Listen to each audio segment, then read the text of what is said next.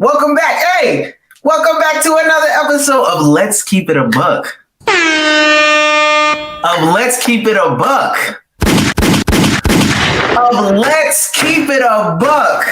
Listen, the only podcast that's staying ahead of the curve. Fuck it, man. We are the curve. Niggas don't know what I'm talking about, but they gonna find out today. You see what's on my chest?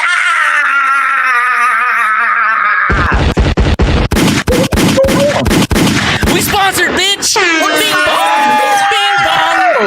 That's what that was.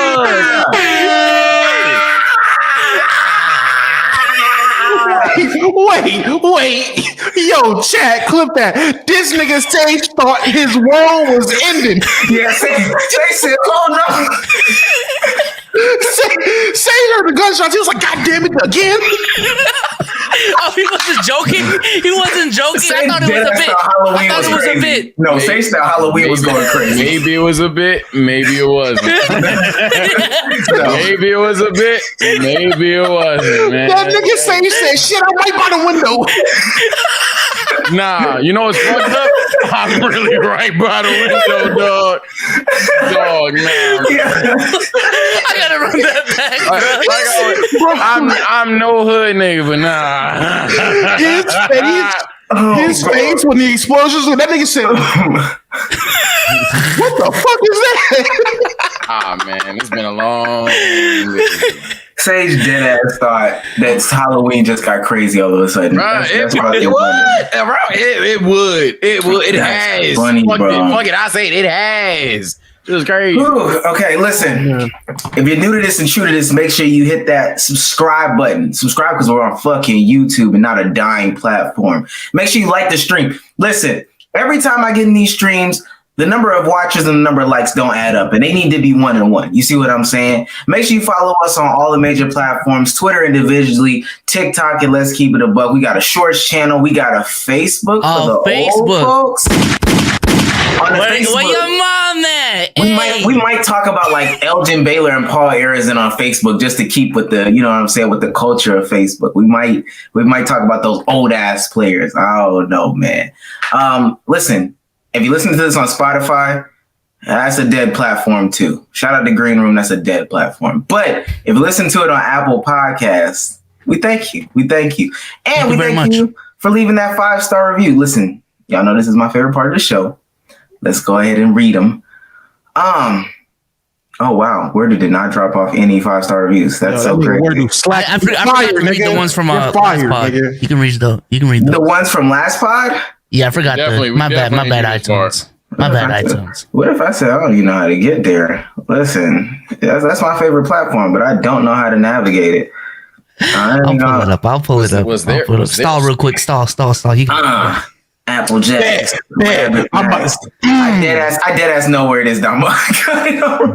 I'm about to spit some hot some bars. Fire. I got you, nigga. Hold on. I got you with the high. Nigga, all right, bet. 4-4 come through your door. Dick in the back. Left a motherfucking sore. Whip it out. Put that white shit on her skin. That bitch Kratos, she the new god of war. Nigga. I found him. I found the reviews. We don't have to. We do. Did you give her your gun? What? Did you give her your gun? No. Why is she the god? Why is she the god of war? Bars over his head. No, I get it. I'm just being one of them rap critic niggas. I'm being one of them rap critic niggas. White shit on her skin. That bitch Kratos, she knew god of war. Man, these niggas don't get my ball. Man, drop the motherfucking bombs, nigga. I understood it. It's just bad. Come on, dog. You're referring to a woman as Kratos, man. Like, because she's the new god of war. What? She called you. She literally might have said, "Yeah, fuck me harder, boy." Hey. Oh, shit. Guess what? Yes, Listen. That's directed to you. Mr. GQ. You just leaked it. Nah, he's nuts. Mr. GQT says the Lakers are to the NBA what the podcast is to NBA takes. Watch your mouth, Omar. Listen, the fakers, we'll get into that in a second. TSM_Daquan says, great pod for NBA fans who don't want the seriousness of every other NBA creator, and the hosts all have amazing chemistry together. Plus, Omar trying to make everybody out as a casual when everyone knows he is. I can't say. Listen, this is from Jeff T. Goat. Says, y'all make my work days better. I be listening in my office from Dallas every day. Shout out to Dallas. Y'all could talk about favorite cereal and somehow I'll get engaged by Damo or by Daddy Damo or Sage. Gotta let Omar know that Jeff Teague should be the new NBA logo. Dude got more chips than Westbrook, Melo, and CP3 combined. Y'all stay solid and keep it going. Listen, I got some from last week. This too. The Snack That Smiles Back 101 says, it's great to see this pod progressing over the months, the topics, the waves and flows of basketball seasons, and the news around the world. Seeing the growth of the community and the pod itself is amazing, especially knowing the background of podcasts featuring Damo and B-Souls. But honestly, from the jokes to the trolls, the takes to the debates, from host to host and season to season, I can always rely on this podcast to keep it a buck. Thanks, guys. Hey, man. One love, my guy. One love. Yes, sir. Yes, sir. Yo, this nigga Sage is a hater, bro. I swear to God, this nigga has been hating on me expeditiously every time I rap, bro. Niggas don't respect he found out Dom got a flashlight, just doesn't look at you. Doesn't look at you. Facts. Hey. No, whoa. Wait a minute. Whoa. I don't got that no more. I ain't had that shit in years, all right? Wait a minute. Had. I'm not the only one up here to have one. Uh-oh. Let's move on.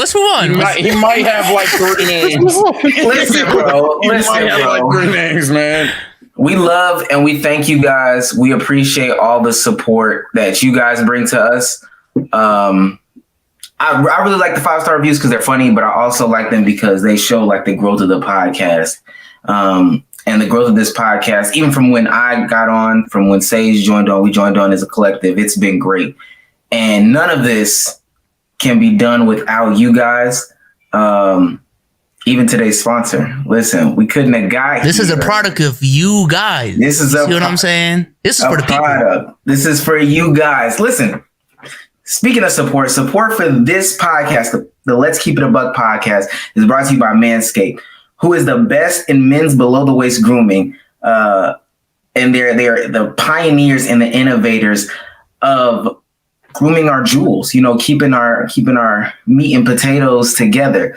Listen, they just dropped the 4th generation trimmer, and you can be a part of the 4 million men worldwide who trust Manscaped with the exclusive offer, $120. Now listen, $120 gets you 20% off and free worldwide shipping. Just go onto the website, put his stuff in your cart, hit checkout, hit $120, and you can get 20% off. Listen, y'all know my girlfriend's birthday is tomorrow. Some of y'all might know, some of y'all don't. I had to shave. So I did what any man would do in my situation. I went in the bathroom, got me a razor, and started shaving it up. Nick my nuts. I nicked my nuts. All jokes aside, I nicked my nuts. And you know what happens when you're in the bathroom shaving with the razor and everything, the soap gets down there, starts burning and everything like that. I swear to God, that's the worst thing. Nick nuts. Nick nuts. Nick nuts.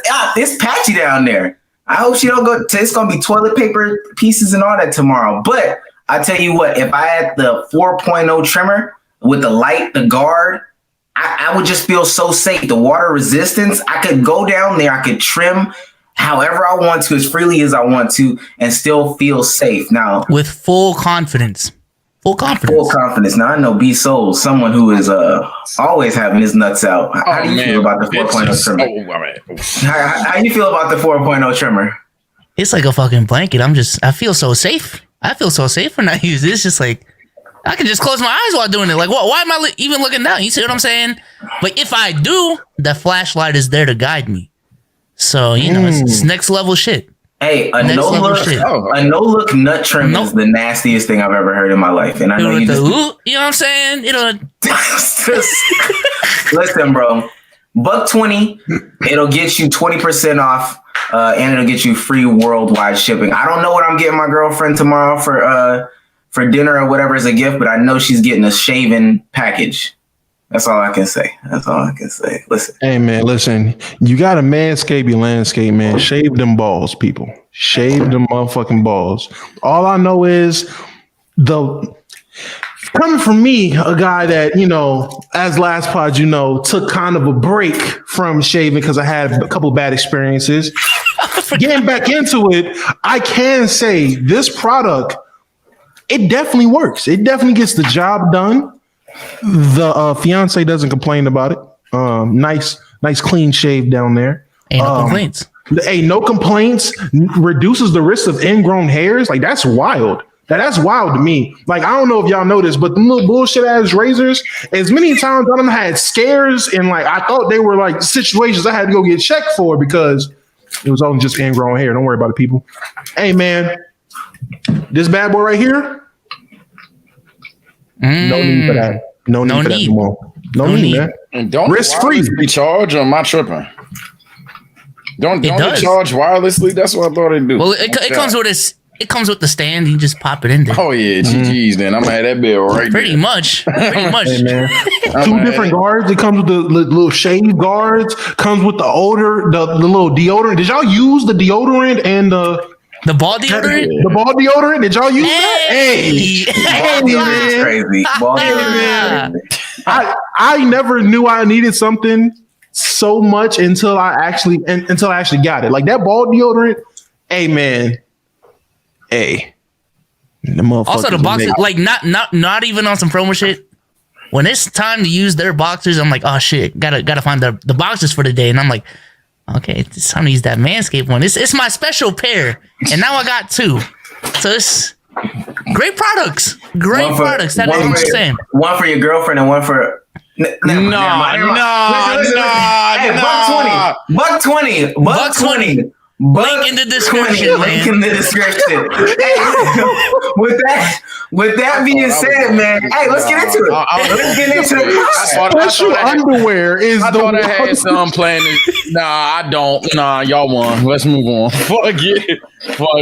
Wait. Before we take off into any topics, Omar, you weren't here last pod, and the streets want to know the most scandalous purchase you've made online, bro. What is it? I definitely tried to buy. There's two. I definitely tried to buy one of them, and then I bought the other one. I definitely tried to buy a swing set, and I swear to God, they stole $120 from me. But it's like I'm talking about like a bedroom. Oh, I thought you meant like. No. I'm frowning because I'm like, why? No. I tried to buy a swing set, and they took $120 from me. Sent me a tracking number and everything, but I think they deadass just shipped a label because I didn't receive anything. But the thing that I actually bought, and I'm not ashamed to say, I spent about $35 to $40 on like an OnlyFans, and I could have sworn behind that. Yeah. Oh no, this is one time. I could have sworn behind that paywall, boy, I was finna get the best OF in my life.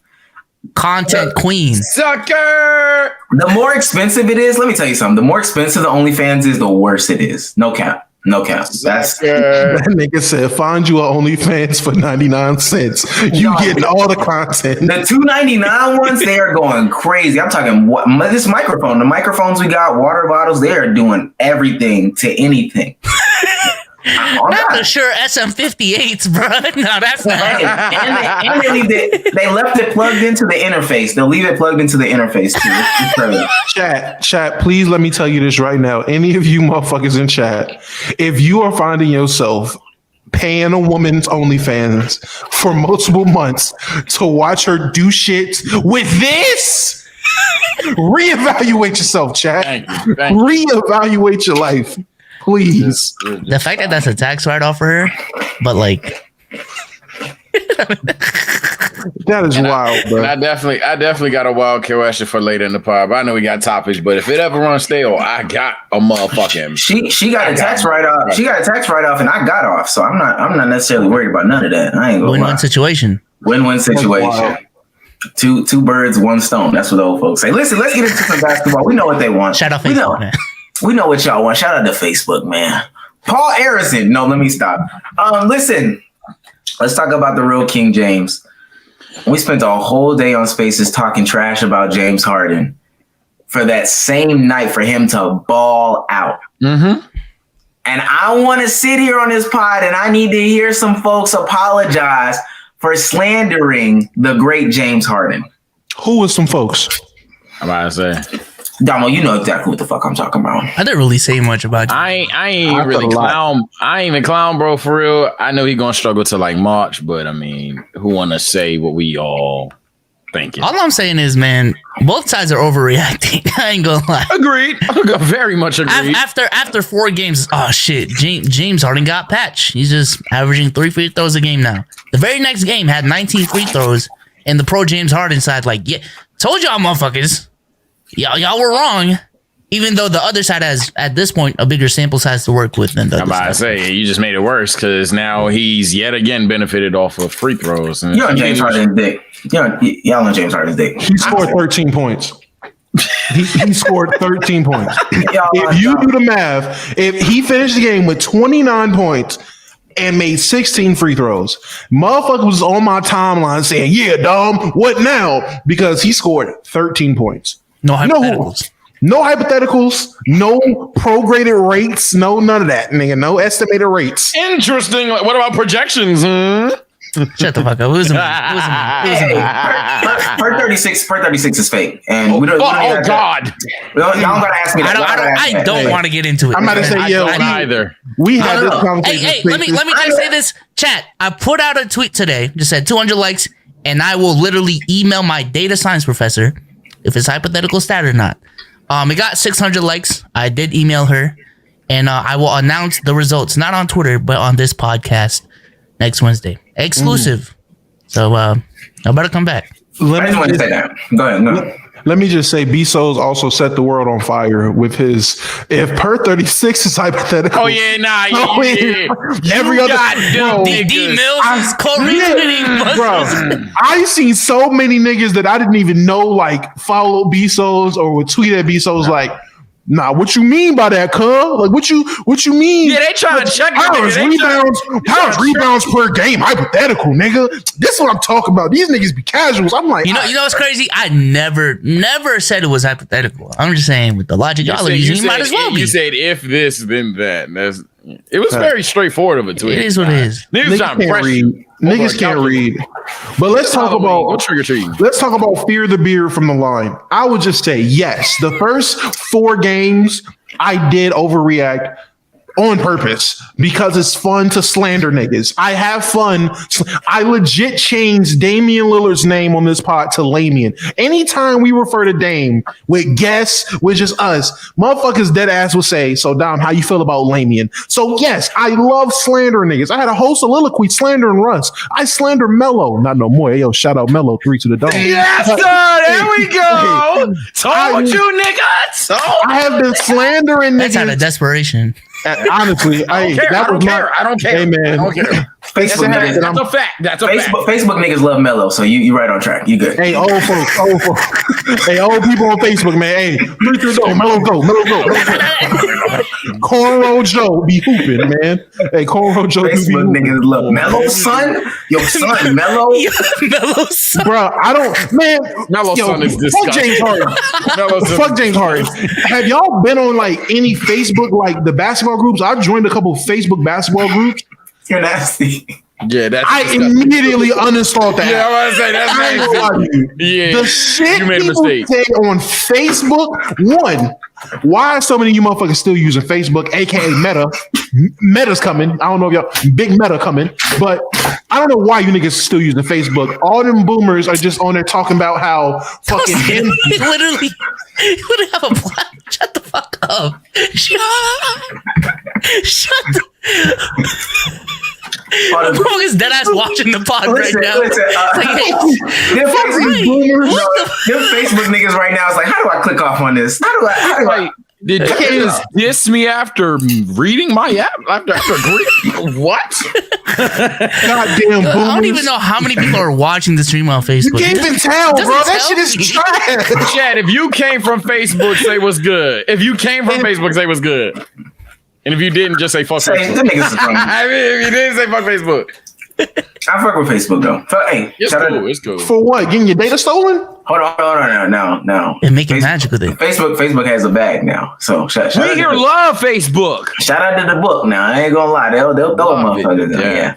But what I will say is, I don't know if y'all saw that clip where dude broke down every single free throw that James Harden got, but just like really slowing it down and showing where he got fouled at. James is getting hacked. Like James is dead ass getting hacked a lot. No. Look, I'm serious, and I had to show it in the group message later or whatever. But I think it was in there this week versus the Pacers. Yeah, I seen that. It was. I counted two. I counted 2 calls they missed. I counted 2 legitimate calls. Wait, that weren't fouls? That weren't. Yeah, that were literally clear fouls. Only 2. The other ones were literally, bro. Omar, do you know the difference between creating contact and drawing contact? I understand that, Damo. He's still getting fouled. No, if you're with these new rules, at least from how I was looking, if you're creating the contact, that's not a foul. You can't create contact and then be fouled. That's not how it works no more. Oh no, I don't even think that's necessarily the rule, to be honest with you. But I would honestly, we would have to go back and watch that because I don't even think he's creating that much contact on a lot of these. Some of these niggas, which I don't necessarily get about NBA players. I don't understand why the help man in the corner is still swiping in aimlessly. Like that's dumb to me. And he got about 5. He might have got 5 of those. And those were fouls. Damo, I don't know how you can't see that those are fouls when niggas in the corner were just, You're not even trying to swipe at the ball, bro. You know you're going to get his arm. I don't understand why you're doing that. But all in all, I don't think that that's the rule. Like, I don't think that it's if you create the contact, it's not a foul. I honestly think that they're just targeting like 3 to 4 people at this point now. We'll see. Is it targeting to miss 2 calls? That's targeting now?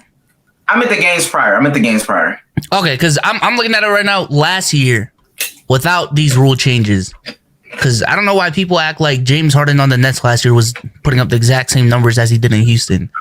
But last year, in 35 games, we're talking 24.6 points a game, around 7 free throws, which was already a dip from the 12 he averaged in Houston the year prior. So for that to take a dip to like 5 to 6 this year, I don't think that's really targeting Harden. If that's what it's gonna regress to by the end of the season, I don't think that's targeting Harden. Even so far, I think Harden just needs to adjust. But I think personally, people are slick. They thought since Kyrie was gonna be out, they expected Houston Harden, and that's just not the case. Like that even last year they were like in and out with who was on the They only played like 10 games with all 3 of them together. 3, right? Yeah. They expected Houston Harden with Kyrie out, but that's not the case. Like he's dead ass not. That's not the role. That's not the situation. And he's not that injured player. Yeah, he's not. He's also injured. So I don't understand how they thought that. Also, I didn't realize until that Space Damo. I didn't realize how many niggas hate Harden. People hate Harden. Yeah, bro. Mustard custard. He's a habitual line stepper, bro. Any habitual line stepper is going to be hated. I don't understand it. Like, give Trae, if Trae Young if they didn't have these rule changes, give it 3 seasons, niggas was going to start hating Trae Young too. Like all that Trae Young love out the window. Cause niggas going to be like, bro, niggas hate foul baiting. That shit you can't lie. That shit is annoying as fuck to watch. It already started like last season. But I'm just saying, well, yeah, he was getting there, but it was still more Trae Young supporters than like the Trae Young support was outweighing the hate. With James Harden, it was legit hate and love was neck and neck the whole time. Like it was always haters versus niggas that loved them at all times. With Trae Young, love outweighed the hate. That kept going for 2-3 more seasons. Yeah, nigga, we're about to start slandering him too because that's just not fun basketball to watch. No one likes to watch people have to guard you with their hands behind their back. When a nigga has to do that, that takes away from the enjoyment of the game. There's 2 sides of the court, offense and defense. When you negate good defenders from being able to play literal good defense, it's already bad enough we get slandered in this era for being so finesse and so soft because niggas can't touch nobody. But then when you take away the ability for a motherfucker to even be able to put his arms out, like a nigga has to defend you with his hands behind his back, we don't even want to watch that. Fuck old head, fuck the boomers on Facebook. We don't even want to watch that. So I'm about to say Facebook niggas have a love-hate relationship with Damo. The love and the hate is right here. Hey man, I'm slandering Facebook because they changed their name to Meta. Hey, I'm all for Meta. I don't know about this Facebook shit though. I don't know about it's the same. Man. They just changed the parent company. It's the Facebook. Man. The only reason why I'm saying that though is because there was one dude in the room and was like, yo, if he don't come out there and start putting up 60 points per game across 4 games, you remember when that nigga said that, Damo? He was saying like 60 points for 4 games or something like that. He was like, if he don't do that, he's done. Harden is done. Oh, you talking about fucking Mustard's co-host or whoever, bro? One of his friends. Yeah, one of his friends. No, the other dude. Oh, Bino? It wasn't Bino. It was somebody else.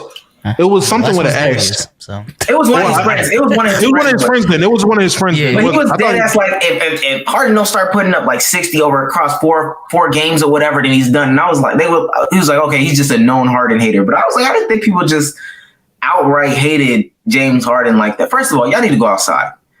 Y'all dead ass need to go outside. Because there's no way that he should be just garnering this much hate. That's crazy to me. I mean, but it is when you have, I ain't gonna lie to you, if you look up in terms of the last 5 years, scratch out this season, the last 5 seasons, when you look at what foul baiting is and why people hate it, the most obvious person to point to because he does it so much is Harden.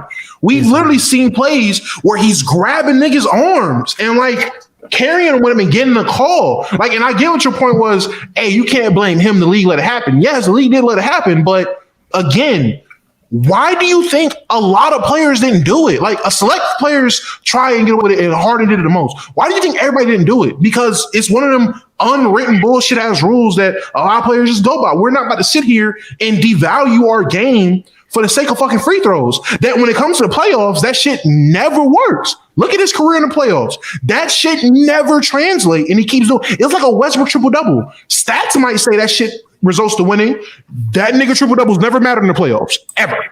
The niggas out the first round in Cancun. Like, a lot of people did adjust, though. I ain't gonna lie. Like, Bradley Beal, a lot of players, like, they try to foul bait now. And I don't know if they would have if James Harden didn't take it to that next level. I think they would have. I mean, the better scorers in the league ever since Harden did it was like, yeah, nigga. I mean, if I can add 16 extra points to my fucking averages, nigga, I'm about to grab your arm too. But Harden was still getting a lot. He was still getting a lot of free throws in some of these playoff series or for some of these playoffs. I'm looking at 2 years, 3 years where he's averaging 11 free throws a game, which is god awful across like the playoffs, the whole playoffs, which is just compared to what in the regular season though. I mean, it might have went up. I ain't gonna lie. And even if it did, you would still have to measure it series per series and see if one series he got like an abundance of more free throws compared to the next. I don't know. I mean, it's numbers I'll have to look into. It's about the same. I ain't gonna lie. If it did take a dip, not like literally a set of free throws. Yeah, you looking at it right across the regular season and the playoffs. It does. I just think that's the other thing to me that kills it for me is like. Y'all the way that people go so hard about it is they make it seem like that determined the ring or something like that. And it did not determine the ring or none of that shit. Like, I do think that in the playoffs though, like he does certain moves that would get calls in the regular season that just doesn't in the playoffs. And then it ends up being a bad shot. And I think that is a reason along with matchups as to why his field goal percentage and just, field goal percentage without the free throws goes down by like significant margin.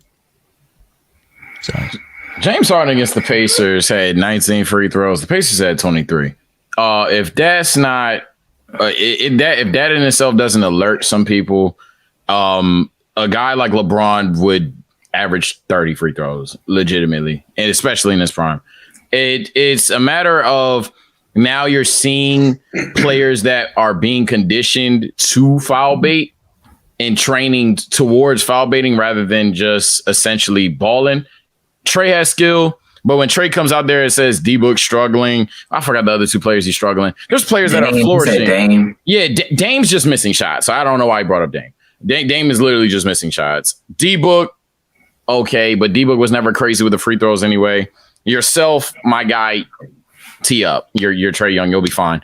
There's players that are flourishing. John Morant's on a whole different level of timing, by the way. I saw he was like 4th in MVP right now or some bullshit like that. But if he ain't getting that, MIP is calling his name at this point. It's looking crazy for him. But yeah, it's so stupid to me that hearing players complain about it because Dom almost stole my point. We're in a generation that's called soft. The spacing is huge. Guys like Kobe, D-Wade, Melo's even, Dwight Howard's literally are getting lower standards because the efficiency is lower, points per game is lower, and that's because of the opportunity that they don't have. They don't have a league that is made for offense. They don't have a league that there's ways to finesse referees and consistently get the call. So even if it was unfair, let's say Omar just was 100% anti, and I don't know if he is, but he was just completely against the rule. So what, bro? Because dead ass, the one time defensive rule or anything that helps benefit defense is plugged in. Now everybody's complaining. That's ridiculous. So even if it's an unfair rule or a rule that's a little crazy, the one time defense is actually defenders are getting help. Everybody's crying. It's ridiculous to me. But Sage, it's also just from literally like the and people it's that just do from practice offensive players that don't play defense. But also specifically, you took the words right out my mouth. Players that don't play. Jeez. I'm just saying specifically from the ones that foul bait, because Giannis, the last 3 seasons is averaging 10 free throws a game. This season, he doesn't foul bait. So the natural 10 free throws he's getting a game, that's not from foul baiting. Giannis is still averaging 10 free throws a game, and he's perfectly fine. John Morant last season averaged 6 free throws a game. This season is averaging 6 free throws a game. So it's literally just from that type of player that foul baits. And you know what else? You don't do that, you're fine. And let's go that extra step. Not only is it from players that don't play defense, think about the names you said, Ja Morant, Giannis Antetokounmpo. It's players that slash, but the difference is they are kind of like, you better fucking foul me because I'm going to lay the ball up. I'm going to dunk in your head, so you better foul me.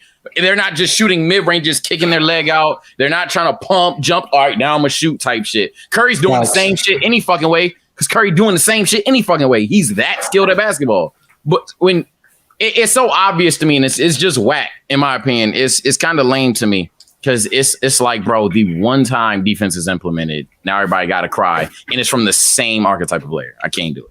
And even when you take it away from players complaining about it, the fans fuck that. Famous Los is a fucking bozo. I'm not gonna lie to you. I'll say it. Y'all can turn your cameras off. Y'all can go. Thank you. ISO me, nigga.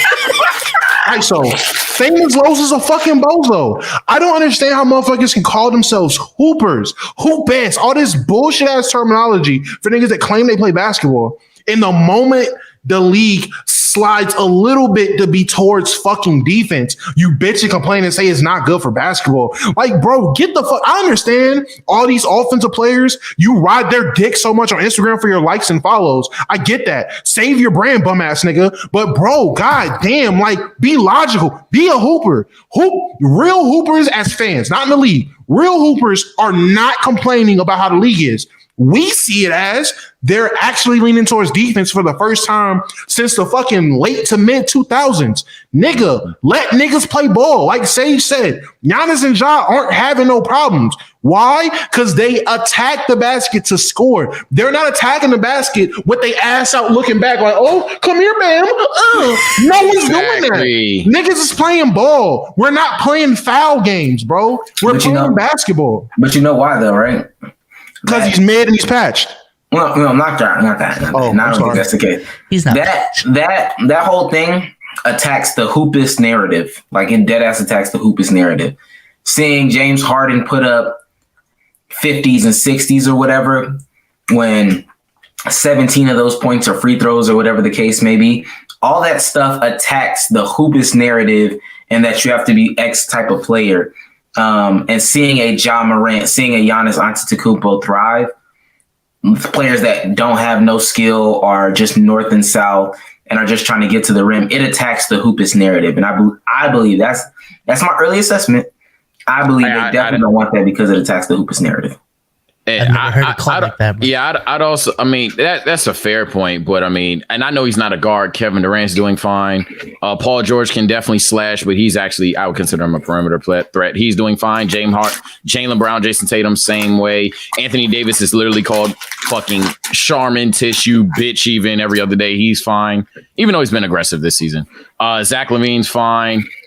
Brent Ingram's fine. Bradley Beal's fine. CJ McCollum's fine. Jokic.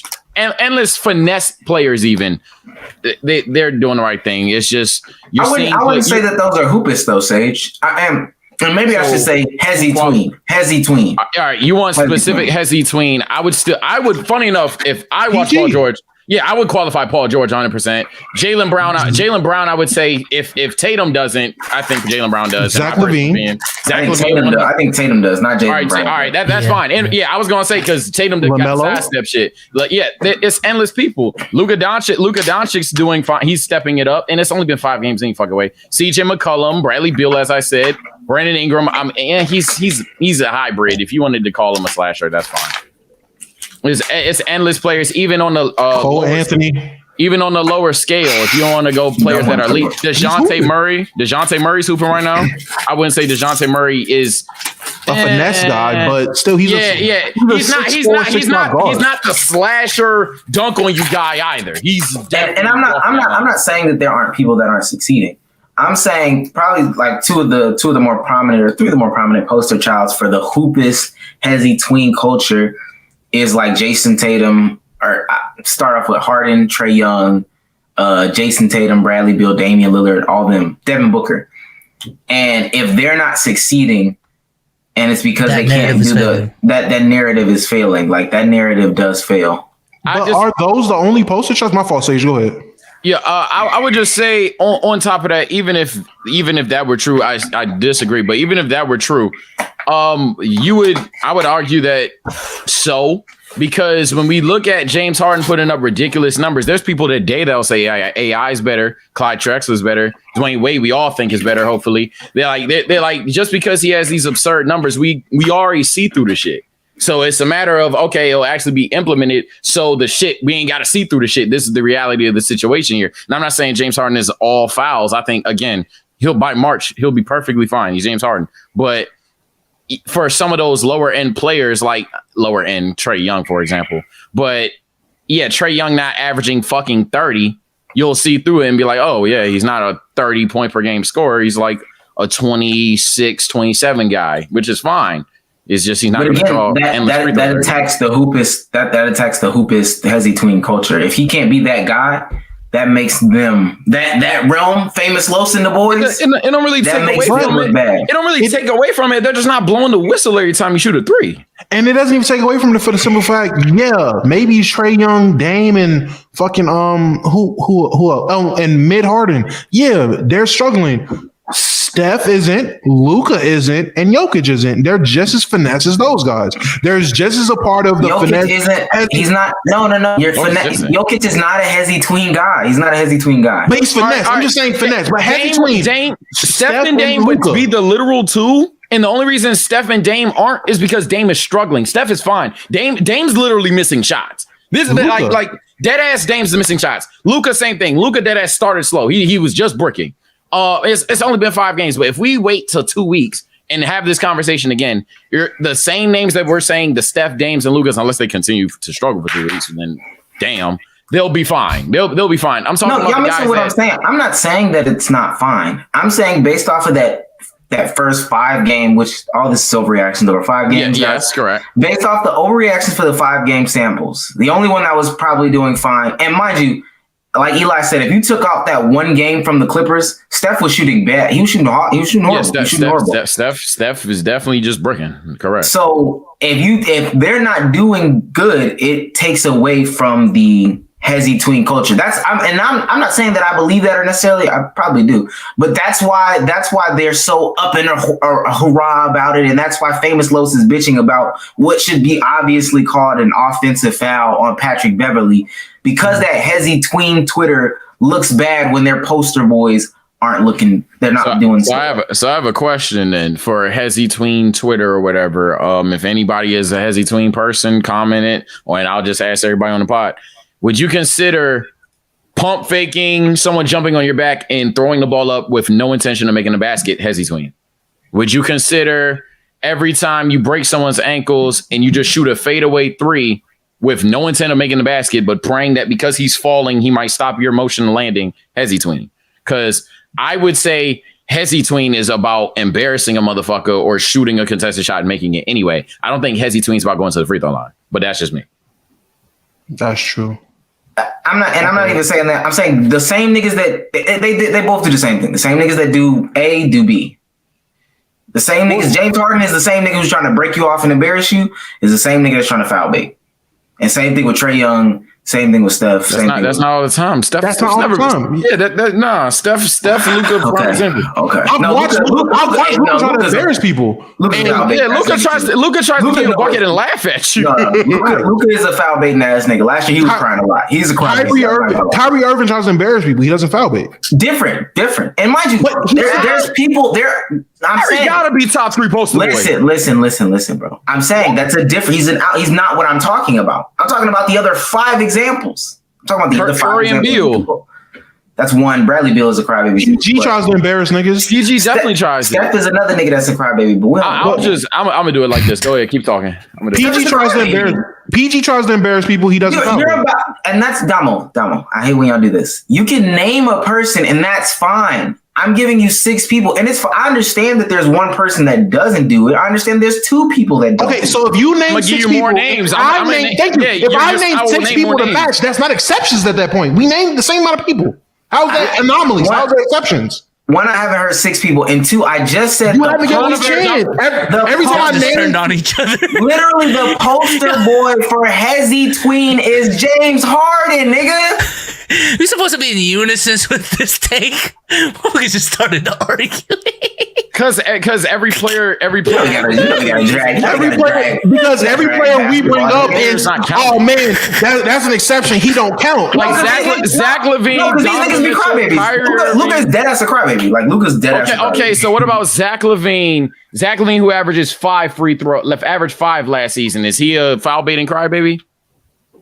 No, he's hesi-tween though. He's hesi-tween 100%. I'm not even taking a side. I'm just listening. But I never said both. I never said they were synonymous. I never said that they were the same. But you just said the same player A that tries to embarrass people is the same player as player B that cries to bitches. That's what you said. No. We're not doing this. You know what's crazy? What did he say? Because on my life, nigga. I know I'm not hearing exactly what he said. Verbatim say the same motherfuckers that do player A. That's exactly what he said. He did something along those lines. I said A is not B. I said A is literally not B. No, chat, spin it back. Chat, spin it. No good. Chat, spam Omar emotes. Spam Omar emotes if Omar's right. Please, no way. Damo emotes if it's not. It's not even about being right. I think y'all are just missing what I'm saying. I really think we're on the same page though. We're on the same page. We just want to argue. Shit whack as fuck. Yeah, I'm about to say we're on the same page. We just want to argue, bro. And the basketball quote is met. All right, man. No, let me.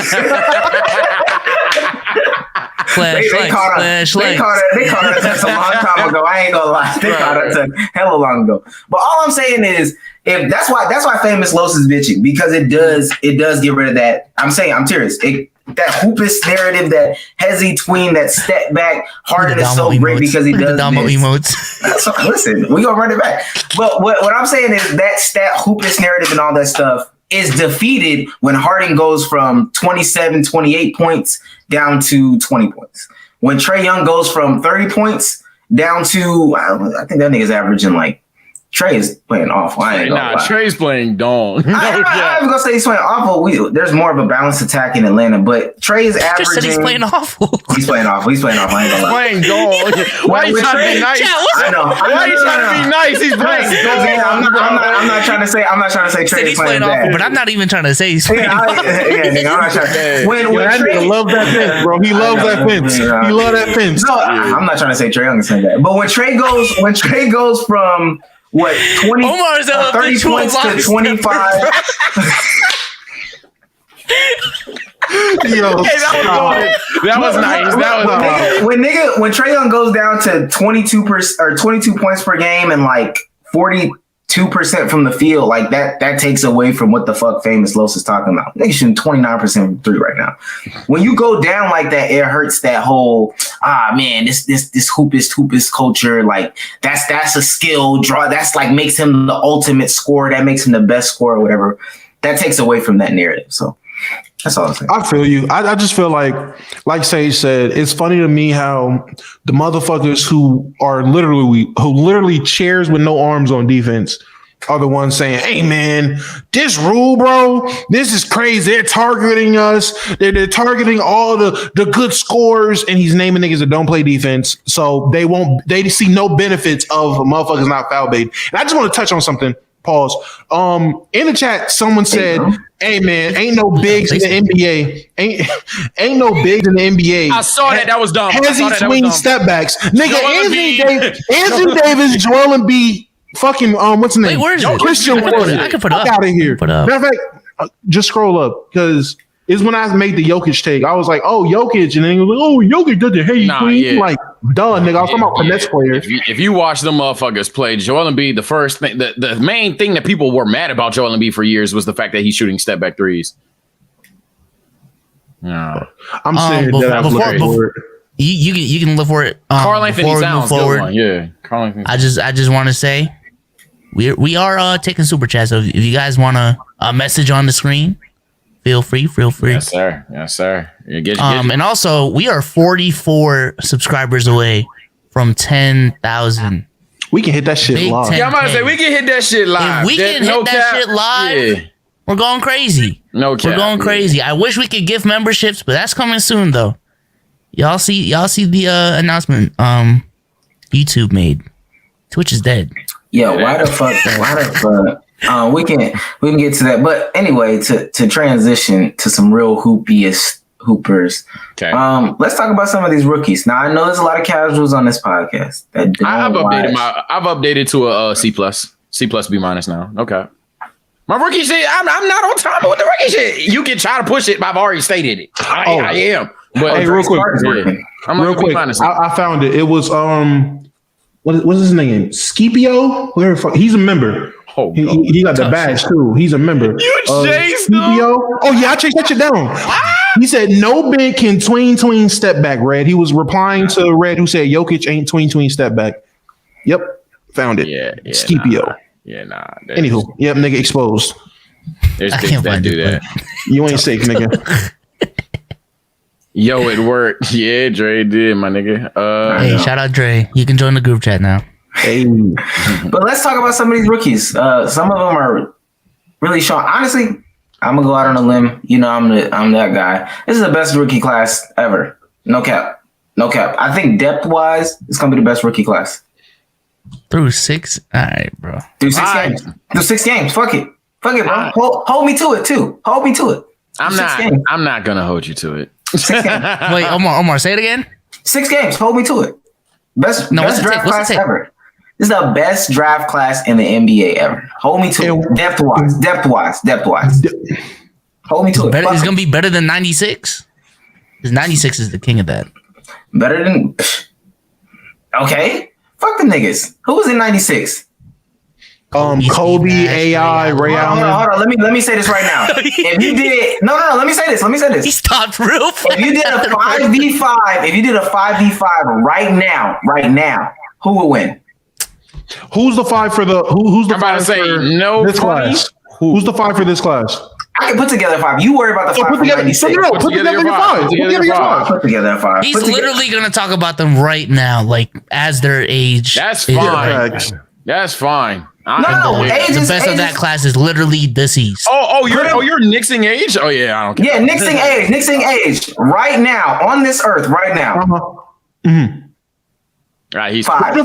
Who's your 5? I'm not doing this. Okay. Let me hold on. Because I don't think y'all got a list. I got a list already. I don't need one. I got a list already. I will pick the top 5 players from a random draft, and they probably win. From a random draft, and they would beat this draft. And they probably. I got you. I got the 5. So I got Jalen Green. Mm-hmm. I got Evan Mobley. Okay. Mm-hmm. I got Scotty Barnes. Okay. I got Davion Mitchell. And I got. Let me get Josh Giddey out there. Just Josh for fun of it. That's your 5. Mm-hmm. Right? Okay. I could put Chris. And listen, and this is the crazy part because I don't know who I want to go at center. I can go Marcus Camby at center. I can go Jermaine O'Neal at center, or I can go Gauskis at center. One of those 3 could be the center. At the 4, I can go Antonio Walker, 20 point per game score. At the 3, I can go Kobe Bryant. Antonio Walker. I mean, at the 4, I'm looking through this draft. At the Antoine. Oh, I said Antonio, didn't I? Look at Antoine Walker. I'm tripping. They're getting washed already. Antoine Walker. I'll go. See, it's so many options. I can go Peja at the 3, Kobe at the 2, AI at the 1. I said they gotta be on. I said they gotta be on this earth. I said they gotta be on this earth. What are you talking about? Petty. He's being That's petty. wild. That's wild. I can go that, or I could go. I could be a dick.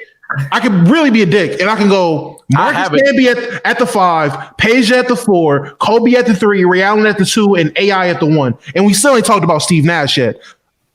I could be an asshole, like, and say, I bet I give you a class. Give me Luca at the 1, SJ at the 2, McCall at the 3, Triple J at the 4, and Yaden at the 5 and tell you to ball up. Oh, yeah. Nigga, cameras off. Niggas, cameras off. I'll do it. Niggas, cameras off. Crazy. I will do it. Nigga turned his camera off. If we stamping that, cool. Like, what are we doing right now? If we stamping that, cool. Like, don't get me wrong. I've been on because fuck it. Will Omar pick against Luca? That's why he turned his camera off. He ain't picking against Luka. To be right. There we go. Right. Listen, Omar loves being right. I've been on record saying like since 2012, 13, 14-ish, these young players can't. I'll really have to find the year it started. But for the most part, it just seems like young players are coming in the league more prepared to produce and contribute than at least when we were younger. When like the mid 2000s, unless you were a special guy, it seemed like rookies were having their hands held, drug along, and it wasn't as instant. Guys took a little longer to develop for the most part. Like now you're finding serviceable role players immediately as rookies. You're finding guys that's showing you they can produce immediately as rookies. There's no walking along process. And that's amazing to me. And it seems new. Maybe I'm tripping. Maybe I have recency bias, and you can go and look at fucking the 93 till 2002 draft class and be like, oh man, there was about 15 players per draft averaging 10 plus points or some bullshit. But from what it looks like on the court, these young niggas are way prepared to play professional basketball now than in the past. I found a rare one. Oh wow! On Facebook. A Facebook comment. Hey, someone made an account. I ain't gonna lie, someone made an account. Someone signed into their Facebook. Someone made an account. I ain't gonna lie, someone made an account. Hey, appreciate the support, man. Either way, was there was a heart. Is that what? Man, I'm about to. Man, matter of fact, while we waiting for Omar to get whatever he got going on, right? I'm about to go on Facebook and find the stream. I'm gonna get down to the bottom. I'm gonna see how many people we got watching. I ain't gonna hold you. If it's more, than 10 of you niggas, if it's more than it's 2. Okay, good. Showed up. I'm about to say there's no way it's more than fucking 10. Ain't no way. Oh, it's Rez. Oh, what's up, Rez? Yeah, I'm about to say, yeah, someone made that. Real supporters. I told you. Sean, shout out Sean. So the 3 motherfuckers in there right now are literally from Twitter. Yeah, I'm about to say someone made it. Yo, shout out to y'all. Nah, all I say about the rookie thing though, it's nice that seeing the players produce off. You can tell what you're getting them almost immediately in terms of potential. And then you also are benefited with the fact that these players can still just randomly grow into shit that you wouldn't see coming. So it's just all around a massive W as time goes on. But shocker, people are getting better at basketball as time goes on. Yeah, I don't really got much to say. As far as these rookies go, finally got to watch some Jalen Green. I like that. He's cold, bro. Like that motherfucker. I can't go on Cade too much because he debuted. I'm not about to say Cade sucks. The fuck. Evan Mobley. That nigga's gonna be a problem. I give you that.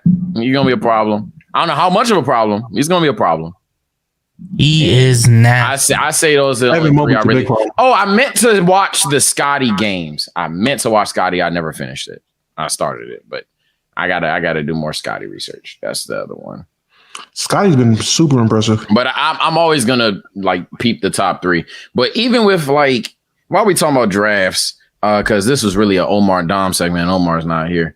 But I'll say talking about that 20, what was it, 19? I forgot when them niggas drafted. Hey, I'ma go there. Fuck it.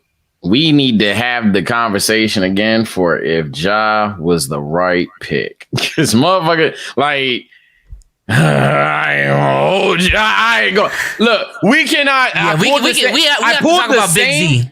Big Z, the biggest of Z's. About Luka when he blew up, I pulled the same shit about Tatum when he blew up. I'm gonna ask chat like I asked my boys about Tatum, and I think I asked you guys when I popped up. I don't know if I was around then, but are we gonna wait until it happens? Are we just gonna admit that it's going on now? Are we gonna Sage? wait? We gotta wait because apparently me saying Ja's better than De'Aaron and LaMelo's better than De'Aaron. I have to wait. I said by the end of the offseason, they will be better players. Y'all misconstrue that thing all the time. I say by the end of the offseason, me too. they will be better players. Long story short, Sage, we gotta wait. Apparently. Fuck all that. Okay, we'll wait. No, y'all niggas can wait, nigga. We can ISO if you want. Y'all can wait.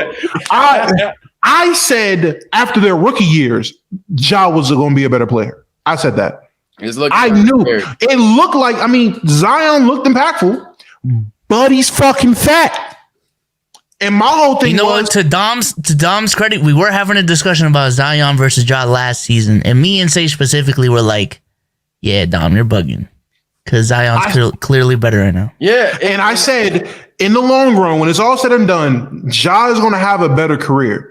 Because he's going to have longevity. Zion's not. I've seen it already. I can tell in the fat man face if he's a real fat man. I really can.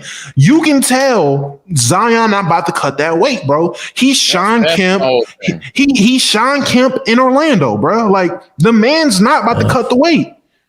So, yes, Josh should have been number one. Like we can't. Crazy Banana says Josh should have been number RJ's one. Nasty. Honestly, I think I'd take RJ before Zion. RJ's nasty, but I'll say here's the thing, and I knew it was gonna come when I brought it up. A lot of people are talking about, well, if you cut Zion's weight, yeah. If you tell Russ how to play basketball, if you just plug a controller in his ass and control Russell Westbrook, he'd easily be a top 30, 20 player, no difficulty. If you just cut Zion to a good 260, 240, oh yeah, he'd be fucking amazing. If you make Zion the tween, like, you can't do that. The reality situation is, bro, fat as shit. And if he sustained that, I hate doing the injury thing because I feel like that takes away the genuine talk about basketball away. But bro, you ain't telling me, and I've said this for months now. You're not telling me a 300-pound man jumping 40 inches off the ground for 82 times a night. I mean, 82 games. 82 times a year. What the fuck is he's sustaining that? I don't think that's possible. I'm not gonna lie. Omar, we get into the Zion talk now. If you have anything to say, I know you have your opinions on Big Z, the biggest of Z's. That's wild. Listen, all I gotta say is that one video where he was doing like a shuttle drill, almost like on the court. Look like me. Stupid bringing that up, bro. Describe the analysis. I don't know how many times he had went back and forth, but bruh said, then he said, and when he came back going this way, he pulls up slow. He's like, and he looks like Peter Griffin running. I swear to God, that nigga looks like somebody's dad talking about, back in my day, I used to, but then I stood my toe. my hamstring is so tight right now. They look like Bernie Mac. That's a fat nigga right there. I ain't gonna lie. He needs to, all jokes aside, I seen some before and after pictures, some more before and after pictures of like training camps and stuff like that. I saw a picture before he got injured this offseason, and what he looks like now. That's a big nigga, bro. Then the Saints could use him. Nutritionist. I don't think is a trainer at this point. I think he needs lap band surgery. If he gets injured and literally every time he lets loose like this, it takes one to know one. You know what I'm saying? But you're getting paid like $20 million a year base salary, bro. Get in the gym, bro. And I'll open the conversation, and I'm pushing the limit there, but I don't really care. I would have never said it if I didn't think it somewhat. You can't tell me that Ja's talent and Zion's talent are that night and day any fucking way. If we're gonna go there, let's really go. Ja looking like a bad motherfucker. And I know it's been 6 games, but I've already said Ja's going to be able to shoot one day. Is that day to day? We'll see over more. But Ja's going to be able to shoot one day. Maybe not 40%, but a good 35, 36. That's where I have him going. Superb athlete. I feel like he's going to be a better defender than Zion as it goes on. I just feel like that's just going to be a thing. Athleticism. Zion's really athletic. So is Ja Morant. And then he's a guard. He has playmaking over Zion by a fucking mile. Now Zion will be a more efficient scorer. Even right now, he'll be a more efficient scorer. But I don't think the talent gap is that far. And when you consider that health factor, I dead ass think even if Zion was the way y'all want him to be, that I would still argue Ja might be the right fit. Now let me ask y'all this, because after Ja's rookie season, it was pretty clear cut to say that Ja Morant would be better for the future than Trae Young. And then after that was easy. That was easy. That was Omar. That was an actual real narrative. But then after last season, now if you say Ja's the future, you look stupid. So now, as it is right now, and could change by the end of the season, going for the next 8 to 9 years, who would you rather have, Trae Young or Ja? It was Ja, even when Ja was struggling for me. The thing with Ja was it was the archetype that he was. So it was here's this 6'3", 4-ish guy. He looked taller than that to me. But here's a 6'3", 4 guy, jump out the gym. Defensive IQ is there. It's just a matter of being a better defender production-wise. The blocks already go stupid low-key, even though I know he's not averaging crazy block numbers. He's a fucking guard, but he's capable of saving the games that way. He has the it factor. I've always said when you're comparing Ja to a guy like SGA, even when at the time I take SGA or something, I was like, but it's just something like you can't explain it. It's like clutch. Like you just know biggest game of his career, Ja SGA, no cap, give me Ja. So it was so many intangibles, so many physical reasons that I was like, take Ja. But in the moment, you couldn't argue that Ja was a better player than Trae Young. As that gap closes, is like I said in the last part, Ja's going to leapfrog a lot of y'all favorite point guards.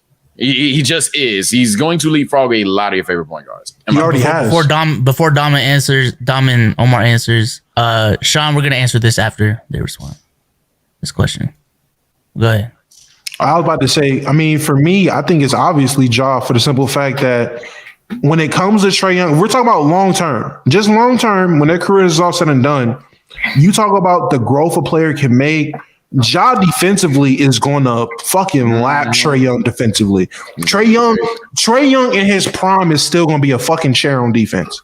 Like, there's not an amount of weight he can put on. There's no that nigga can go train with Kawhi, Giannis, and Ben Simmons on defense all fucking off. He's still a fucking chair because of his size.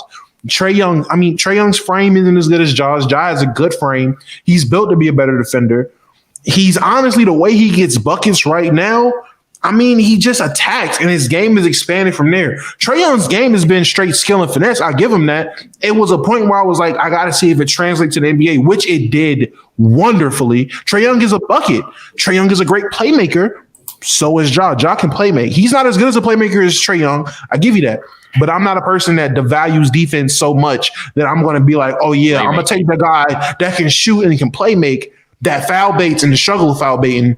I'm not going to take him. I'm going to take him even though he's a chair versus this guy who's potentially can have the ceiling of a good to great defender and produce just as much offensively as Trae Young. Might not be the same ways, but at the end of the day with the numbers, he can literally produce just as much as Trae Young.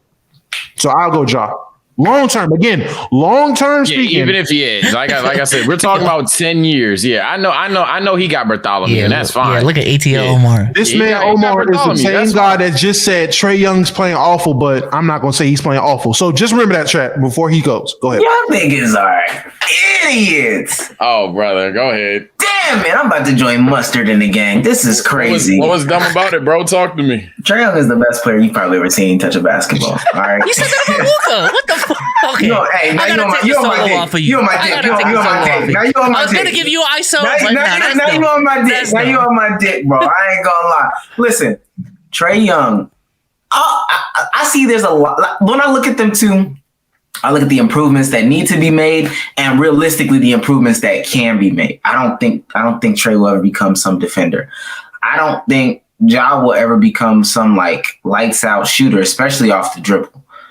What I will say is I do see Trae becoming more efficient. Like there is a world where he could become more efficient. And if he becomes more efficient, I don't know what the fuck we're talking about, bro. He can become a slightly better defender and he can become more efficient. And we're talking about him being best point guard in the game.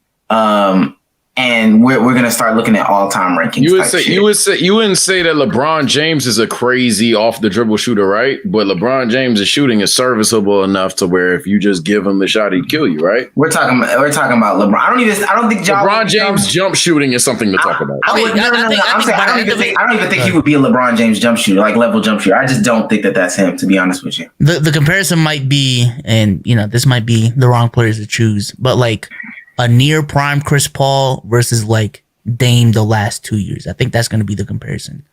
Like with Trae being Dame and Ja being Chris Paul. But here's the thing. What if Chris Paul could be on Dame type of timing in terms of his athleticism? That's how insane Ja truly is. Now, I'm not saying he will be Chris Paul for everybody that will just one-to-one. Yeah, I'm about to say. But for the love of God, like he just compared Ja to Chris Paul.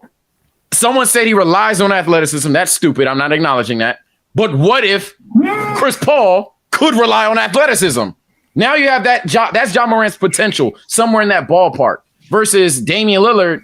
No matter what Trae does, his peak is just being dumb efficient from three, dumb efficient from the field, which is a really good peak. Hello, Steph Curry. But I think it's very obvious. I'm not going to bar he's Steph Curry of it. And we saw how successful you have to be that guy and win championships. Damian Lillard doesn't even have a shot in hell of winning championships, but Steph Curry did it. Steph Curry is just the best that ever done what Trae Young's doing.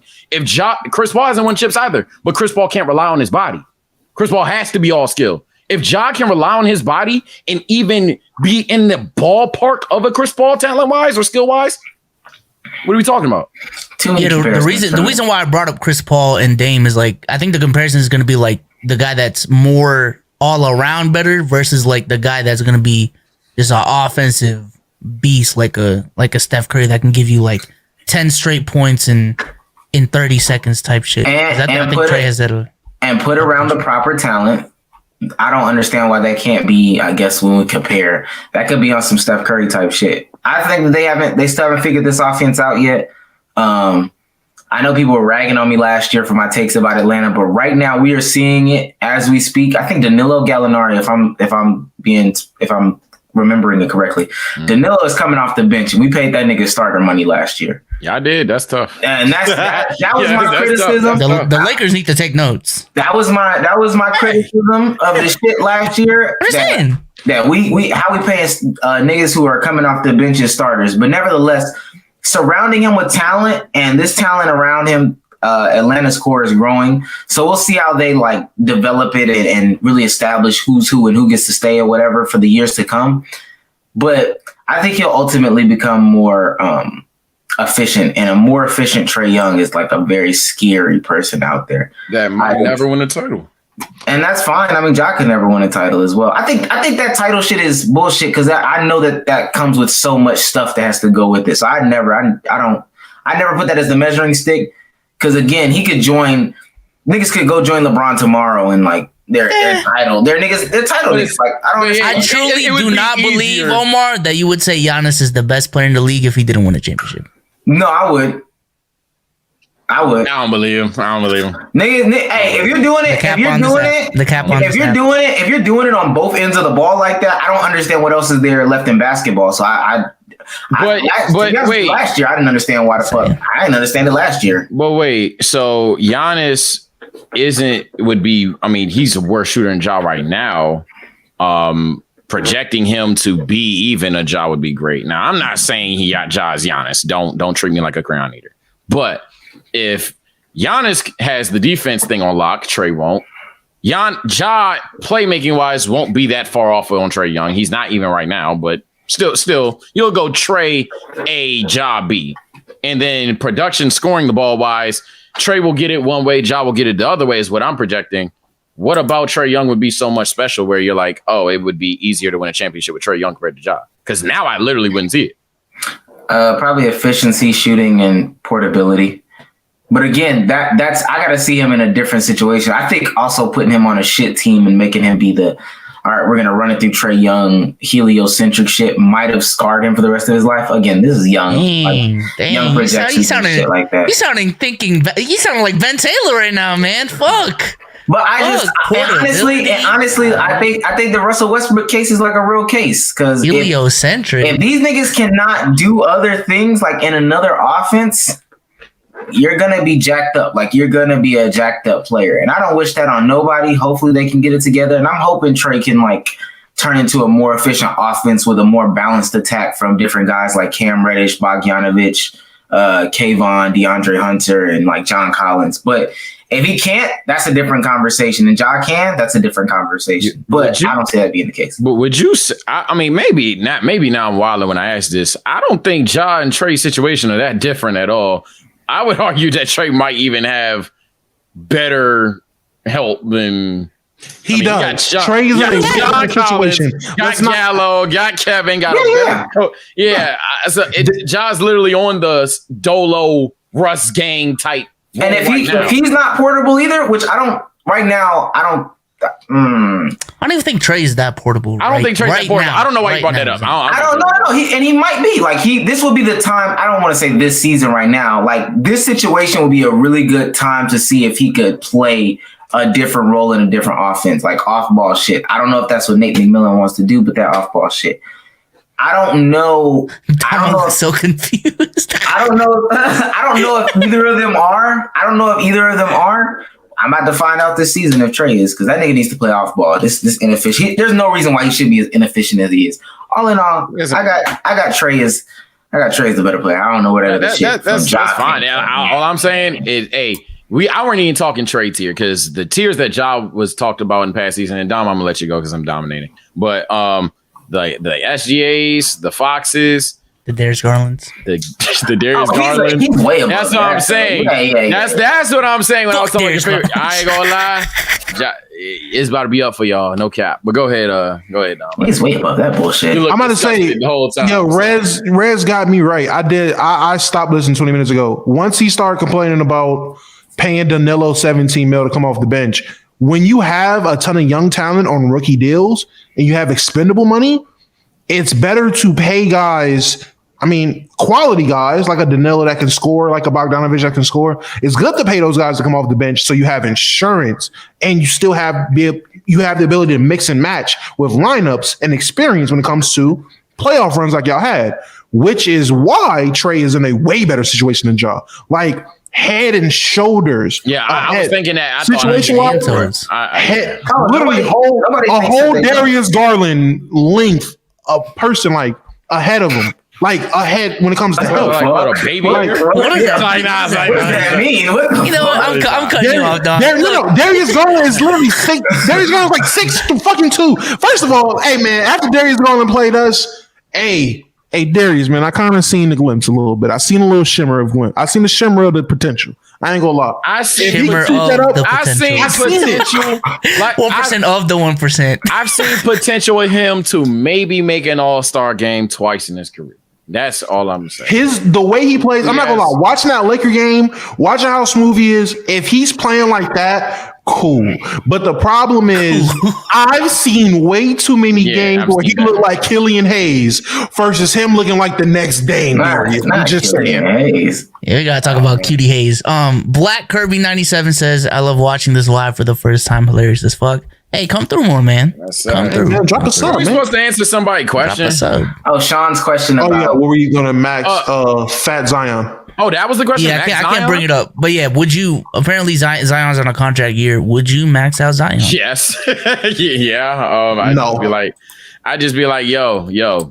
Or would you be you'd be on the Suns like DeAndre? I think, one, it's all you got. Two, we could talk about Ja being better all you want. Ja's special talent. Zion's special talent as well. Even at his fat self. And even if the max, what is the max, 4 or 5 years?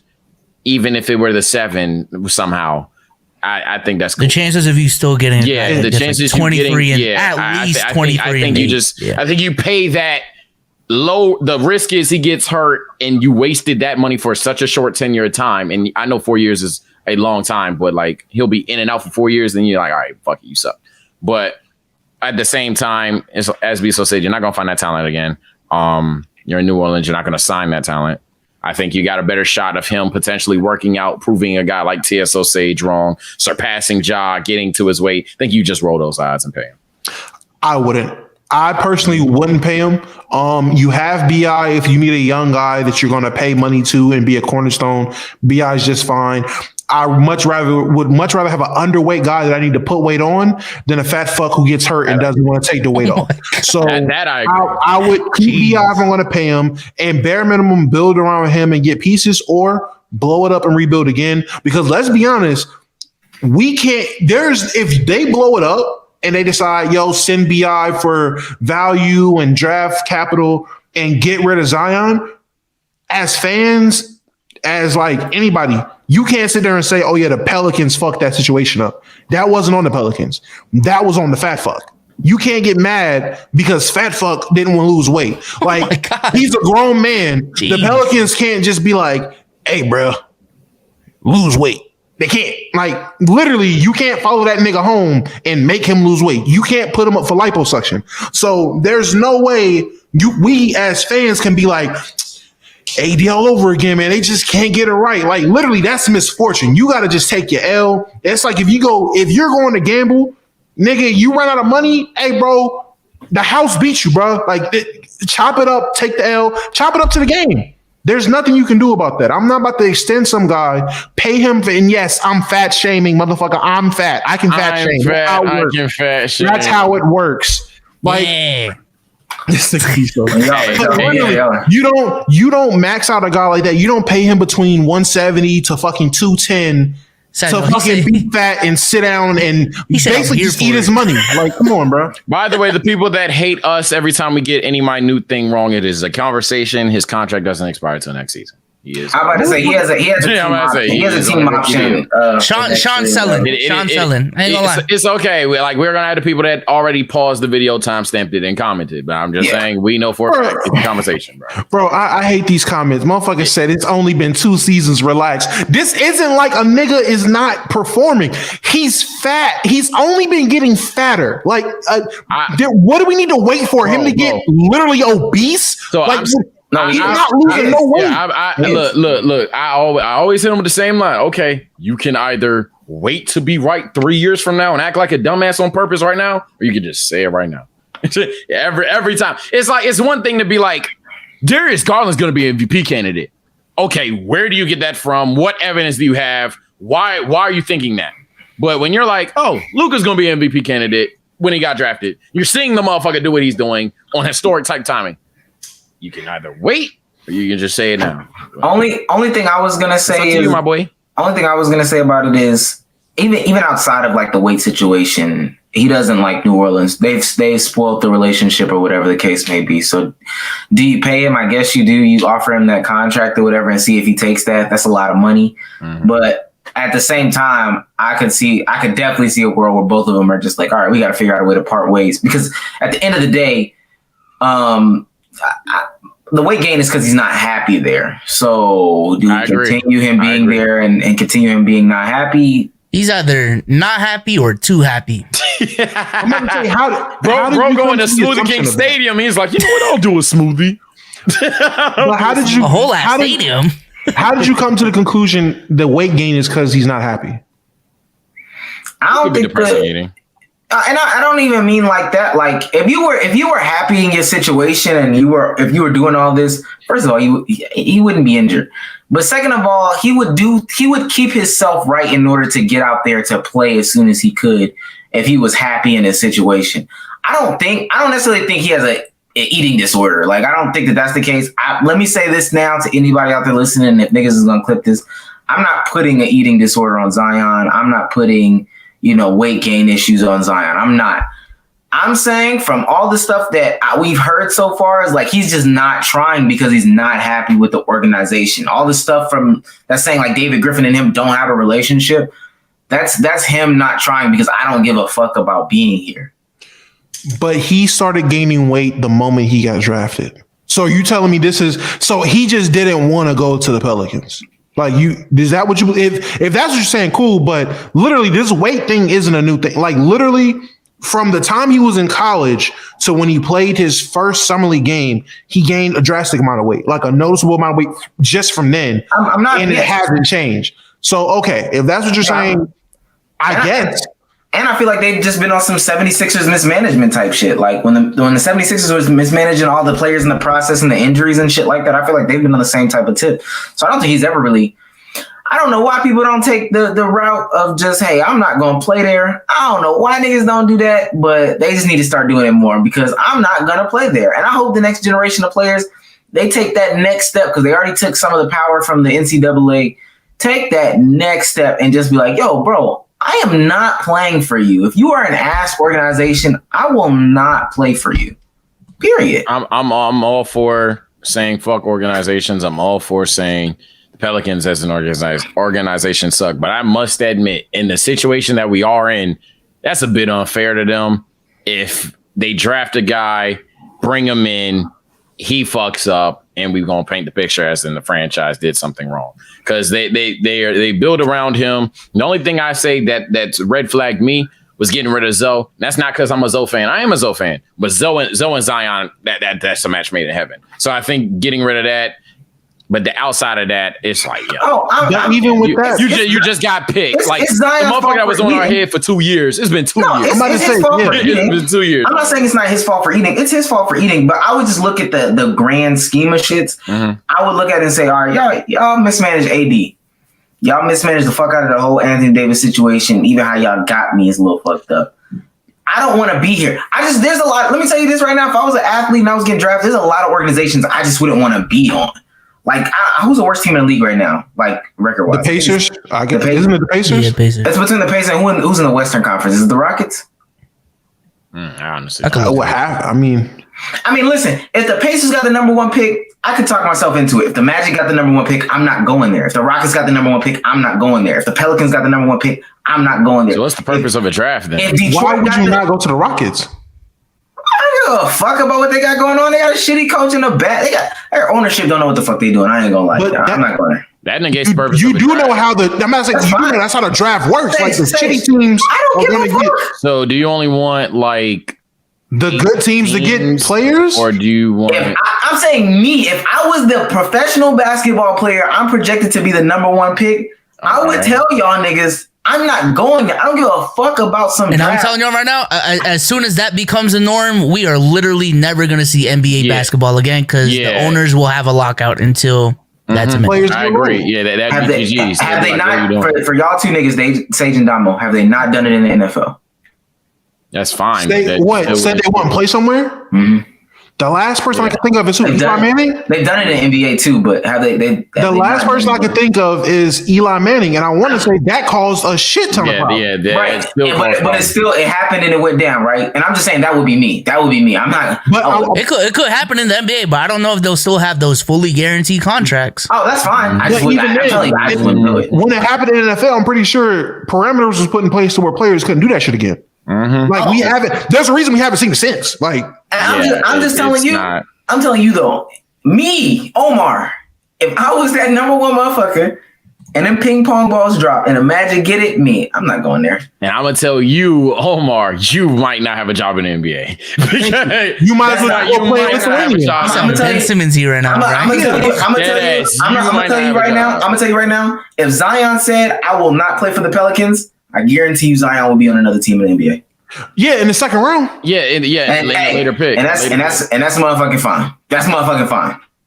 Hey man, it's a lot of money. I say that's a lot of money. Then you pull in the Gilbert Arenas card. Then you're going to take the less money in the short end to try to get on the back end. But in Zion's case, I don't think it's about happiness because the weight thing it's literally been a problem since day one. So you're telling me you're going to say no to playing to the Pelicans so you can get drafted in the second round, still get fat as fuck, and now you're out the league in 2 years. I think the second round is like way too far of a drop. But two, he probably just wouldn't get fat. But I'm telling you again, I'm just telling y'all about me. If I was the Zion level talent, and I see the Pelicans get the first pick, I'm telling them no. If y'all draft me, I will not play out this bitch. I will do something different. But even back then, it made sense because they just got Brandon Ingram, they just got Lonzo Ball. You had Zion to that. Back then, it made sense. Like that seems like a strong core. I seen y'all mismanage AD. I'm not. How did they mismanage AD? Tell me. Hold on. Tell me how they mismanage AD. Anthony Davis. Well, he wasn't vocal, but his family. He was vocal about not being there. Me to AD. Why didn't you want to be there? Tell me. What the fuck? But even a lot of the AD situation was injuries. Even with the Andrew Holiday. Even with the whole injuries, Tyreek Evans, Boogie. At the end of it, wasn't he just sitting just to sit? Yeah, because he was everybody got injured, therefore he got injured. I want y'all in the very last year after like his first 7 years. I want y'all to not be obtuse. Is that not a red flag? Is that not a red flag? What? Everybody getting injured? No. AD just sitting. He wanted to be traded by the last season. Why do you want to be traded? I'm asking. He was ready to leave. That's fine, but no. Wait. You don't leave a good thing. No. Wait. The future just wasn't there anymore. Drew was done. You don't leave a good thing, my nigga. It wasn't a good thing. Please wait. Omar, you dodging like Floyd. Tell me. Habitual line step. Hold on. Tell me how the Pelicans mismanaged AD, please.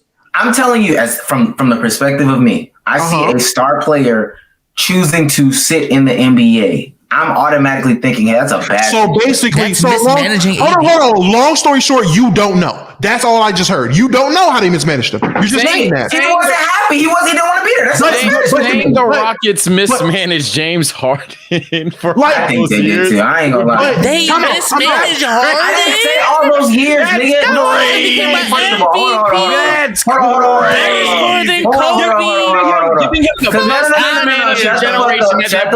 Shut the fuck up. I didn't say for all those years. Because y'all niggas. That's the point, though. So when was he mismanaged? I don't care about all that other shit, nigga. It's about what you did most recently. But you're talking about him getting drafted. But you're talking about him getting drafted. I'm not going there because they're an ass organization.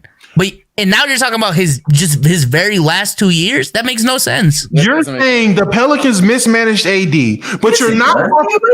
You're saying the Pelicans mismanaged AD, but we're going to exclude the 4, 5, 6 year span when they were trying to contend, but they couldn't because of injuries. And you're going to use the last year sample size when he was already fed up. All the help was gone. Everybody was out of there, and they were clearly about to rebuild. So he's like, "Fuck it, I'ma just request my trade, sit so I don't get injured." You're going to use that sample size to say, shitty franchise, these niggas mismatch AD. Yes, because that is why.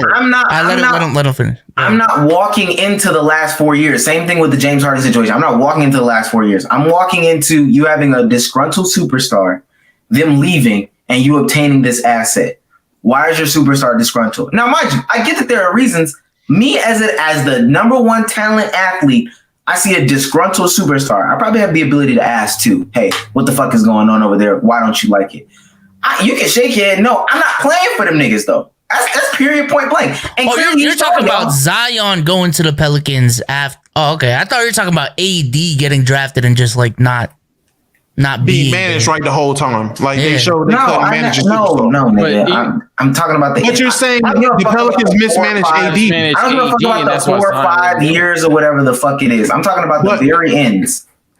So what were they supposed to do his last year when he wanted to get traded? What were they supposed to do? Why was he disgruntled? And we don't know the answer because they're about to rebuild. And y'all heard this quote from Anthony Davis's mouth. It just made sense. It was obvious. Boogie tore his Achilles. I believe Drew Holiday was already gone, right? Damn, he had to be gone. But long story short, the championship prospects of the team was just dead. It was just dead at that point. They didn't have no chance. No. Drew was still there. He got traded. Drew. Nonetheless, Anthony Davis and Drew Holiday is not making any noise in the playoffs for the next 4 years. The Boogie experiment ended. Drew Holiday, again, I just mentioned Eric Gordon was gone. Eric Gordon was gone and was injured as soon as he got to the Pelicans. That's the reason why he left. Tariq Evans kept getting hurt. While experiencing Super Warriors, so you knew what the competition was. AD knew that he had no chance in hell of winning a championship, along with those injuries, along with all the other bullshit that was going on. Because once a player regrets a trade, now everybody know every fucking thing. With all those things going on, that's when AD says, "Okay, boom, I want to leave." Now, because AD wants to leave, you don't negate all the 4 or 5 years, because Zion would walk in thinking this is what they could potentially do for me if I don't get hurt. If the help placed around me doesn't get hurt, this is what we could potentially be. I wouldn't see the ideology or reasoning as to why Zion would go, AD mad, AD leave, me no play there. I don't get why that would be the situation. Because then you end up in this dumbass situation that they're in now, unhappy situation. You would predict that. So wait. This is far more important. Oh. If you're on, this is far more important. If you're on mobile, it should be able to say, is it there? For some people, it says it there. I have to remove the link because of the sponsor today. But essentially, if you're on desktop, if you join as a $25 member, you will be over here, right here. You can be right here, and you'll get some really, really cool benefits. That's it. Go ahead. He can click on the Let's Keep It a Buck podcast page, right, and join. On mobile, I'm not sure. On desktop, you can miss it. On desktop, there's a button. There's a join button. There's a join button. Sage, that was far more important. So whatever. No, you know what? Fuck it. Far more important. All I'm saying is, I'm not playing for no bum ass franchise. I ain't gonna hold you. And as far as I'm concerned, Pelicans bum ass franchise. You in that situation? Fuck y'all. Put me to the 2nd, 3rd, 4th pick. Omar deadass wants like an 8-team league. Like if you're. He does not want the lower teams to have any chance at all. Niggas did it in football. Niggas have done it in basketball too. Like they've dead ass gone into meetings. Steve Francis said, "I don't want to play for Vancouver." You know what Vancouver did? They still fucking drafted him. And I could run that risk. They could still draft me. I'm probably still not gonna play. I ain't gonna lie. I can make a lot of money off the court, but I could run that risk. I don't want to play for you Pelicans. I'm a call your bluff. They pull Steve Francis card. I ain't gonna lie, but I'm gonna just see. And if I gotta play, hey, I'm gonna be unhappy doing it, but I'm gonna go play. But I could end up being like the 3rd or 4th pick, and that's all right with me. Side note, Rue, you holding back the pod, bro. I know what to tell you. You telling them to spend it on, not for the people, man. Not for the people. There's no OnlyFans that's $25 that's worth talking about. Let's run through some things real quick. Did y'all talk about Dame while I was gone? No. Talk about who? Dame and his bars. Oh, his rap bars. The Bradley Beal, DeMar DeRozan bar. We did not. That is essentially Dame is a clown, and this can be quick. Dame is a clown because Omar wants a super league. Yeah, I do. Wesley Way, I do want a super league. I want to be on a good team. Being on a bad team isn't a good feeling. I don't understand why people are acting like that's okay. Being on because when you win with them, they can be the best player. Giannis. That's exactly what happened. Like he stuck through it. Let me tell you, championship, and now he's the best player in the world. And this goes to this Dame conversation that we're having. Dame is I'm on Damo's train now. Dame is a loser. He's a straight up loser. And I'm not gonna lie, B-Soul says, Dom 2K, Rusty, whoever, it's y'all's fault for making these niggas believe that, hey, if I win a solo ring, it's gonna count way more than some of these other guys that teamed up. It's not. Because when you sit there and you do that dumbass shit that Dame is doing right now, you won't be in any conversations. When you sit there and you made top 75 all time. When you decide, and we know why he made top 75 all time. Okay. I didn't want to get vaccinated. We know why he made top 75 all time. So with that being said, that's fine. You can be in that conversation, B-Souls, but the real ones know what the real ones know. And that's the conversation that those NBA players have too. They've said it. It's documented on Open Court and other platforms. That ring talk does talk different between those players even. So he can sit there and act like, yo, if I win a ring this way, it's going to matter more and X, Y, and Z. When you start to play the victim role and act like you different or whatever because you're choosing to do it this way, now you being a bitch. I ain't gonna lie. I mean, Only thing I can say when it comes to Damian, which is why I get the whole loyalty thing. A lot of the players that I've seen that tried that, and I have to go back and do my due diligence when it comes to Bradley Beal, because I forget what number he was drafted. I think it was 4. Was he not the 4th pick? If somebody could fact check me, that'd be great. Yeah, I think it was 4. Sure. But a lot of these guys, they're lottery picks. But I don't know if y'all know this, but going into the draft, it's still a big ass realm of unknown when you're getting picked. So a guy like Dame, a guy like Giannis, a lot of these guys who take this whole wear this loyalty thing, he was 3rd. A lot of these guys that put this loyalty thing on my chest, they feel like they owe these franchise, like not owe, but it's a lot of these debt of gratitude type of things. Like, I got this opportunity to live my dream, be a millionaire, play this game I love, because this franchise was the one that took a chance on me. I watched X amount of players get picked over me. I wasn't sure when I was going to get picked. It means a lot. I've heard that sentiment from Dame. I've heard that sentiment from Giannis. That's the only thing I can get. If you're the type of person who values loyalty, which we can all agree, there are people like that in this world. Dame's mentioned that a lot. Like, yes. I've seen Giannis a lot too. of interviews. He mentions loyalty a lot. They both. So Dame, I think Dame is that type of person. That's what I'm saying. Dame and Giannis are definitely those two type of people. Bradley Beal, that's what I had to see when Bradley Beal was drafted. And there's other players like that. The loyalty over everything players, those are guys who really, really cherish the fact these teams took a chance on them and believe them to be the stars that they are. So that means a lot. And continue to. So he's like, yeah, let me try to give back, Exactly. You guys trusted me to lead this team to wherever we go. You guys trusted me to sign me to a max deal. You guys trusted me to be the basketball player I knew I could be. I'm not going nowhere. This is my home, which I get that. Like, I get the whole sentiment of that. But what I will say, in the land of super team basketball, and when the team isn't putting the right kind of help around you, more Dame, not Giannis, you're a fucking loser if you don't leave. I don't know what to tell you. If you value winning, that loyalty shit goes out the window, because you've seen this is a business. They don't give a fuck about you in the long run when it comes to a business. Once you're a detriment to the business side, they packing you the fuck up. They don't care about you no more. So that's why I always stay on the sentiment. Dame's a fucking loser. I said this shit last season. If Giannis loses this year, guess what he is? Greek yogurt Westbrook, because you're doing his loyalty shit, but you're not winning. But Giannis fucking won. I'm fine with Dame doing the loyalty thing, but don't go and say you're slept on. That's the thing that just gets annoying. Like, it's fine, if you're like Giannis, loyal guy, I'm delivered to the city. I'm just stay in my lane. I don't like to talk about comparisons. If anything, I fucking say KD's the best in the world type shit. Like, I'm fine with Giannis doing what he does, but for Dame to be on this loyalty tip, but every time he's asked for an interview, man, they be sleeping on me, man. I'm telling you, they be sleeping on me. You know what you have to do to not be slept on. That's what it comes down to. You know what you have to do. So don't complain that you're being slept on when, again, you know your situation.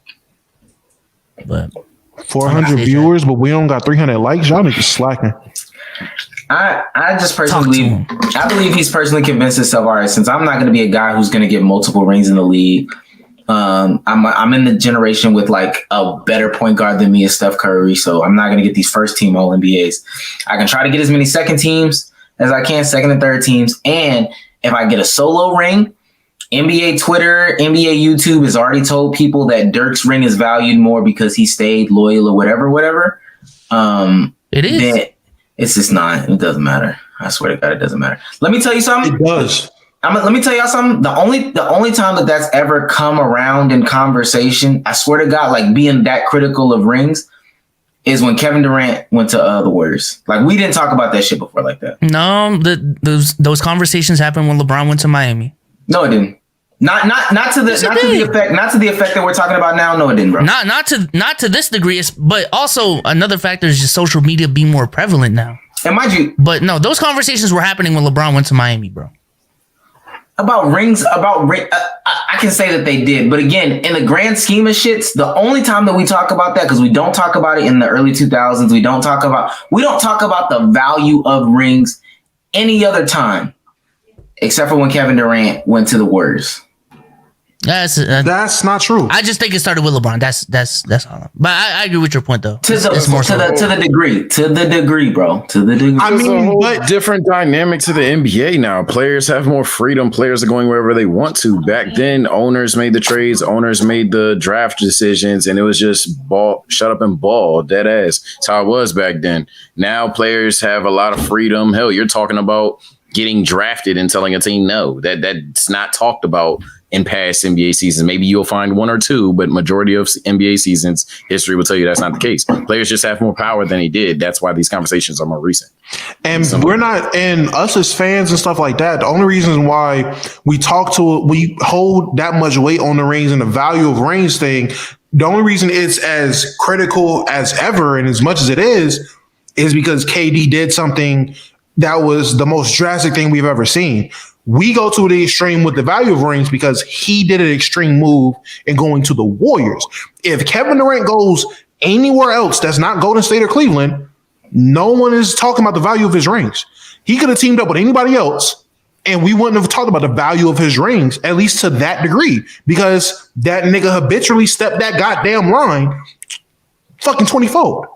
That's why the diminishment of his rings is so much. Because you don't have to explain it. I'm saying it doesn't matter. It doesn't matter. But also, Omar, you've also already said when we were talking about the top 75 all time that they do care about what their peers think. And these narratives that we're having, Shaq has talked about this too. Like Shaq is the only one. It's not just him. Charles Barkley, Reggie Miller, a lot. Michael Jordan, Larry Bird. It's been countless niggas on these basketball podcasts. Talk the same way we do. That talk about the value of the value. Literally,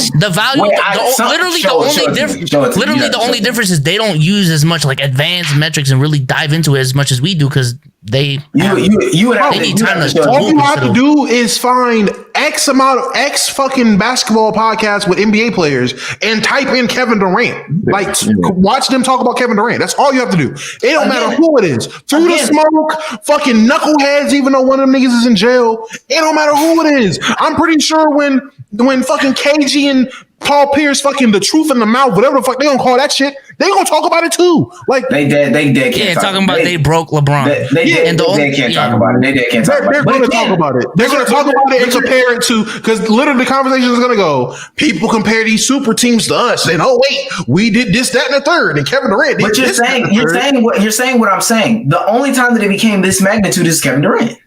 Because what he did was extreme. You don't have to explain that's why. But so does context not matter? No. You don't have to explain why because I understand why. I'm only saying it's dumb because they've never talked about it in any other context. They never talked about like Dennis Johnson joining the Celtics. They never talked about stupid stuff like that. They don't talk about the old stuff where there's situations. Did he get a Jim Crow ring? No one talks about Jim Crow rings. He got a ring in like the mid 80s. Yeah, was it? Dennis Johnson? I'm thinking about the wrong player. I'm so sorry. Well, he had a ring in the 70s, but he did a little bit of Jim Crow. But they don't talk about the values of rings, because if that's the case, Rodman's ring shouldn't mean much. I ain't gonna lie. They don't. Why talk not? about Which one? The ones with the Bulls where he joined. But he still got one with the Pistons that he earned. So no, he got two. I know. Two. Yeah, he still got two. But even with the GOAT discussion before KD, before LeBron, when motherfuckers would bring up Bill Russell and Robert Horry, that was always a counter argument. Oh, we're talking about rings and Robert Horry the GOAT, Bill Russell the GOAT. That's always been the case, Omar. I mean, we could act coy about it, or we could be very 100 with it. It's because Kevin Durant's a different level of star too. Dennis Johnson, Kevin Durant, we can act like it's close. It's not fucking close. It's a whole different dimension of star talent. Like if Lamar Odom went to the Celtics, and sure, I guess his ring mattered less. But if for whatever reason Boston got Lamar Odom and they won, but nobody's about to tweak over fucking Lamar Odom going there and the legacy of Lamar Odom. But if Kobe Bryant went to Boston, holy shit, they would talk about it the exact same way they talked about. If LeBron, DJ was a bigger star. They would offer, but I see what you're saying. But DJ was a bigger star. If LeBron went to Boston in 2009. Exactly. I guarantee you it would have been the same scrutiny on a ring he would have got with that team as Kevin Durant. The same exact. I'm saying the only niggas that care, and mind you, I would love to see it. the way that we care about Kevin Durant and the value of rings to uplift the Dirk ring and try to make these players think that, oh, if you stay with your team or if you don't do it that way, it ultimately matters. When we don't talk about stuff like that, if Charles Barkley would have run a ring in Houston, nobody would say anything. Everyone would have said. A lot of people would have said something. If Karl Malone won a ring with Shaq and Kobe, no one would have said anything. I truly think it started with LeBron because after don't y'all say anything about Dennis Rodman then? After the 2016 finals, when people were talking about the GOAT discussion, the main argument was that this ring is more impressive than any championship Michael Jordan has ever had. That was the main argument. So no, it didn't start with KD. They bring it up in comparison with Michael. I will say that they did bring it up in comparison with Michael, but that's those people that try to make like LeBron greater for that argument. There's so many other arguments, but that trickles down to everyone else though. I don't believe but even nobody ever said that Kobe's ring is valued more than LeBron's ring until the Kevin Durant shit. But even with the point you just made of why doesn't no one talk about Dennis Rodman, what level of player was Dennis Rodman when he went to the Bulls? It wasn't like Dennis Rodman was on the same atmosphere as Kevin Durant. He literally had one good year and then fell. Yeah, like he wasn't. I'm not saying that, but you just said that they would have talked about Charles Barkley's ring. They would have talked about Karl Malone's ring. They talk about Hakeem's rings.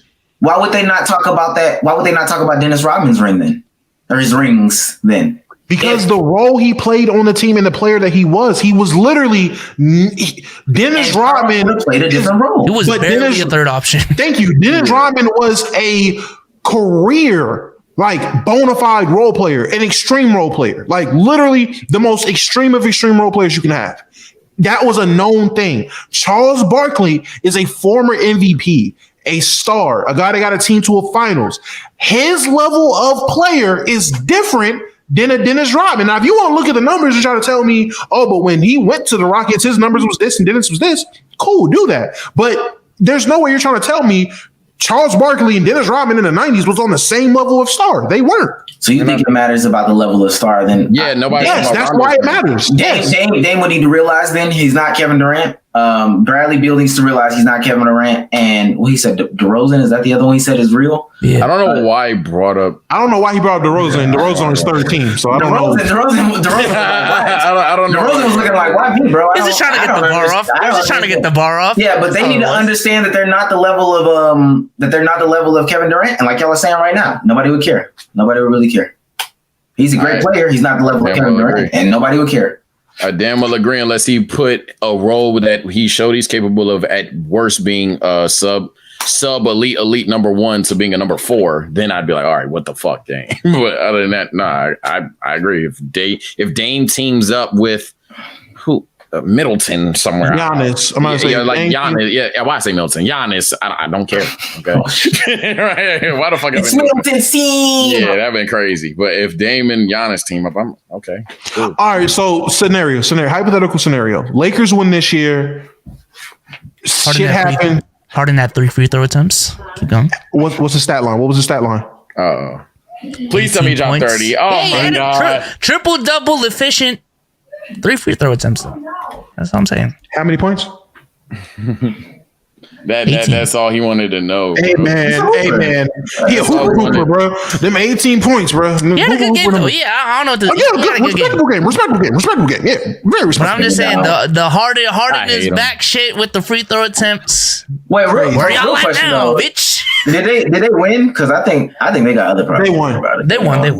They won. Oh, they played Brooklyn. I mean Detroit. They played Detroit. Wow. Niggas play Cam Thompson. Killian Hayes' ass. Oh, that means they blowing him out of Cam. Wait, how good was these niggas played sub 30 minutes? They played sub 30. K didn't play. Damn. Hey man. Hey, all you K fans, bro. Niggas is hurt. Damn. Listen. I was shouting free K, man. Wanting to free Detroit from K. That's crazy.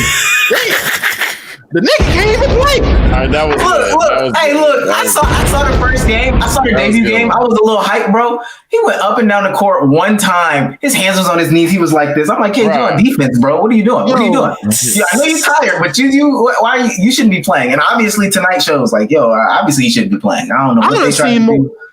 I don't see more Marvin Bagley than Cade. That's crazy. Detroit fans, where you at? All of them played. All of them in Brooklyn played like sub 30 minutes. You gotta say that again. James Harden played 29 minutes, bro. And Killian Hayes' ass. Let's say that. Hey, minus 21, 6 points, 1 of 5 from the field. I'm better than Killian Hayes, bro. I swear He did have 5. All of us are. All of us are better than Killian Hayes. Bro. Killian Hayes. I kid you not. They could switch him out with like a G League Ignite player, and I swear they would be better. I ain't never seen somebody so bad at basketball. He looks awkward out there. He looks uncomfortable. Killian Hayes, I need you on the runway. That's where I need you. He's a guard that shoots 20%. Model, but get a YouTube channel.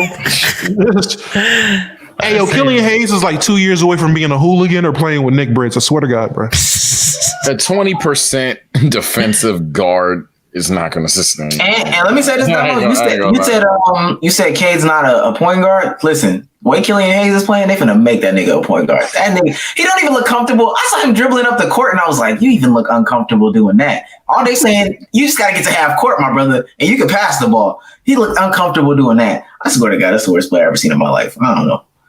Oh my God. Oh, let's get some Q&As up here. Let's get some Q&As. Everything else. Let me put the link in the chat. Let me tell y'all something right now. Killian Hayes is shooting 26% from the field. Yo, Detroit fans, get your man, son. Dead ass, nigga. Bing bong, nigga. Dead ass, nigga. On my fucking mother, B. Dead ass, nigga. He is out there running around. What these niggas talking about in Detroit, nigga? That nigga, Killian fucking Phase is a fucking phase, nigga. That nigga's a bum ass nigga. That nigga's mama's a bum ass nigga. That nigga's cousin's a bum ass nigga. Fuck that nigga. We smoking on that nigga dead ops right now, nigga. Oh, this dead homie. We smoking Killian Hayes dead homies. That nigga's a bum ass nigga. He's a free pack. That nigga's a chair. Niggas talking like he's some elite fucking playmaker. Bitch, where? Nigga's a bum. No, he's terrible. That nigga's terrible. Hey, Bezos, can you ISO on 2 people? Can you like make the screen just do 2 people? Yeah, leave me out of this. I don't know. I don't think I can. Well, wait. I can. Okay, do you and Sage real quick. Yeah, get me the hell out of this. Do just you and Sage. I got something. Me and Sage? Yeah, just you and Sage. Let's see if you. Oh no. They got rid of them. What's going on? What's happening? I can't even hear him no more. Yeah, we can't. Omar, we can't hear you. Failed experiment. Talk about Kyle Kuzma. Talk about Kyle Kuzma. We couldn't hear you the whole time. We couldn't hear you. Let him ISO. Yeah, I want to get it. Talk about Kuzmania's running wild, Sage. Kuzmania running wild. No, put it back on both of y'all and talk about Kyle Kuzma. Okay. All right, Sage, let's talk about it. What did we predict? No, I didn't want it to be me and Damo. Put it back on y'all two and y'all talk about Kyle Kuzma. I was going on Basketball Reference. I deadass typed in Carl.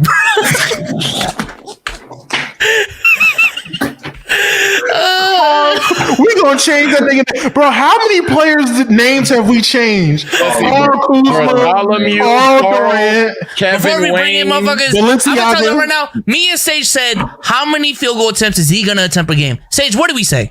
I think it's like 17. That's really all we were contending. 12 to 13, y'all said. 12 to 13. He's averaging 14 right now. My bad. And he's hooping, bro. My bad. Hooping is 42% from the field, 32% from 3, and 48% from the line. That's hooping? Game every 3 games, and y'all. That's hooping? That's what about hooping? the rebounds, he's averaging 12 rebounds. That's what I was waiting on. That's cool. And another one. We're talking about offense. Montezal Haralazar is hooping, bro. Oh God, he is. I don't know. The Lakers missed out, bro. Y'all are clowns. I don't know what to tell y'all. All right, let's bring in people in here. He's better than Sabonis. All I'm saying is the goalpost was 20 points per game, MIP. Now we're talking about rebounds. Y'all are some haters, bro. Now we're talking about rebounds. Y'all are some haters. 20 point per game, MIP. Your boy Rue. Nasty.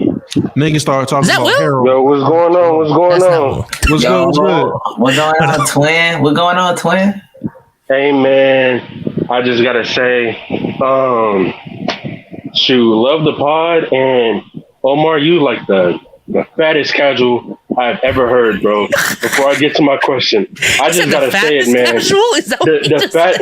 I mean, you know what I'm saying? Like on the level of 10, he had $1 million right now.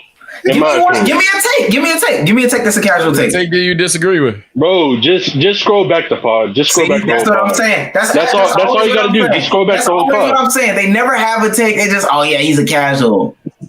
It's okay, bro. No, I mean, there's so many that went through. Okay, I get it. That's what I What's was the question? But, What's the question, bro? All right, yeah, go ahead, ask a question. I was gonna feed into it, but all right.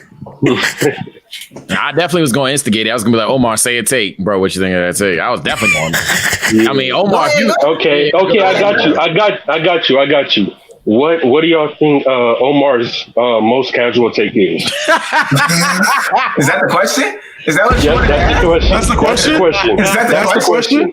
On me, that's the question. Yeah. Is that the question? Who want to go Yeah, first? let's start with Benjamin Souls. All right, Benjamin. It's not even a take, but this motherfucker drafted Luka. Oh yeah, I remember that. Oh, yeah. In an all-time draft is nasty. That is disgusting. That shit is nasty. I thought I could get LeBron in the loop around. I ain't gonna lie. I thought I could get him when I In the came loop? back around. The worst part was the second time around. He's like, "Wait, are y'all joking? LeBron? Look what I did thought nobody drafted LeBron.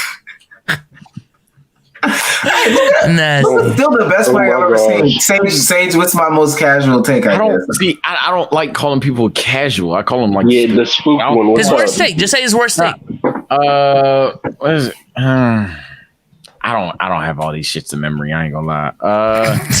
Most recent thing. Most recent. Fucking blowing it. So I'll say the worst one on this podcast because I remember. I'd say. I mean, he said Trae's the best person on the planet, so you can just go with that. But The AD shit he was talking about earlier was pretty bad. I ain't gonna lie.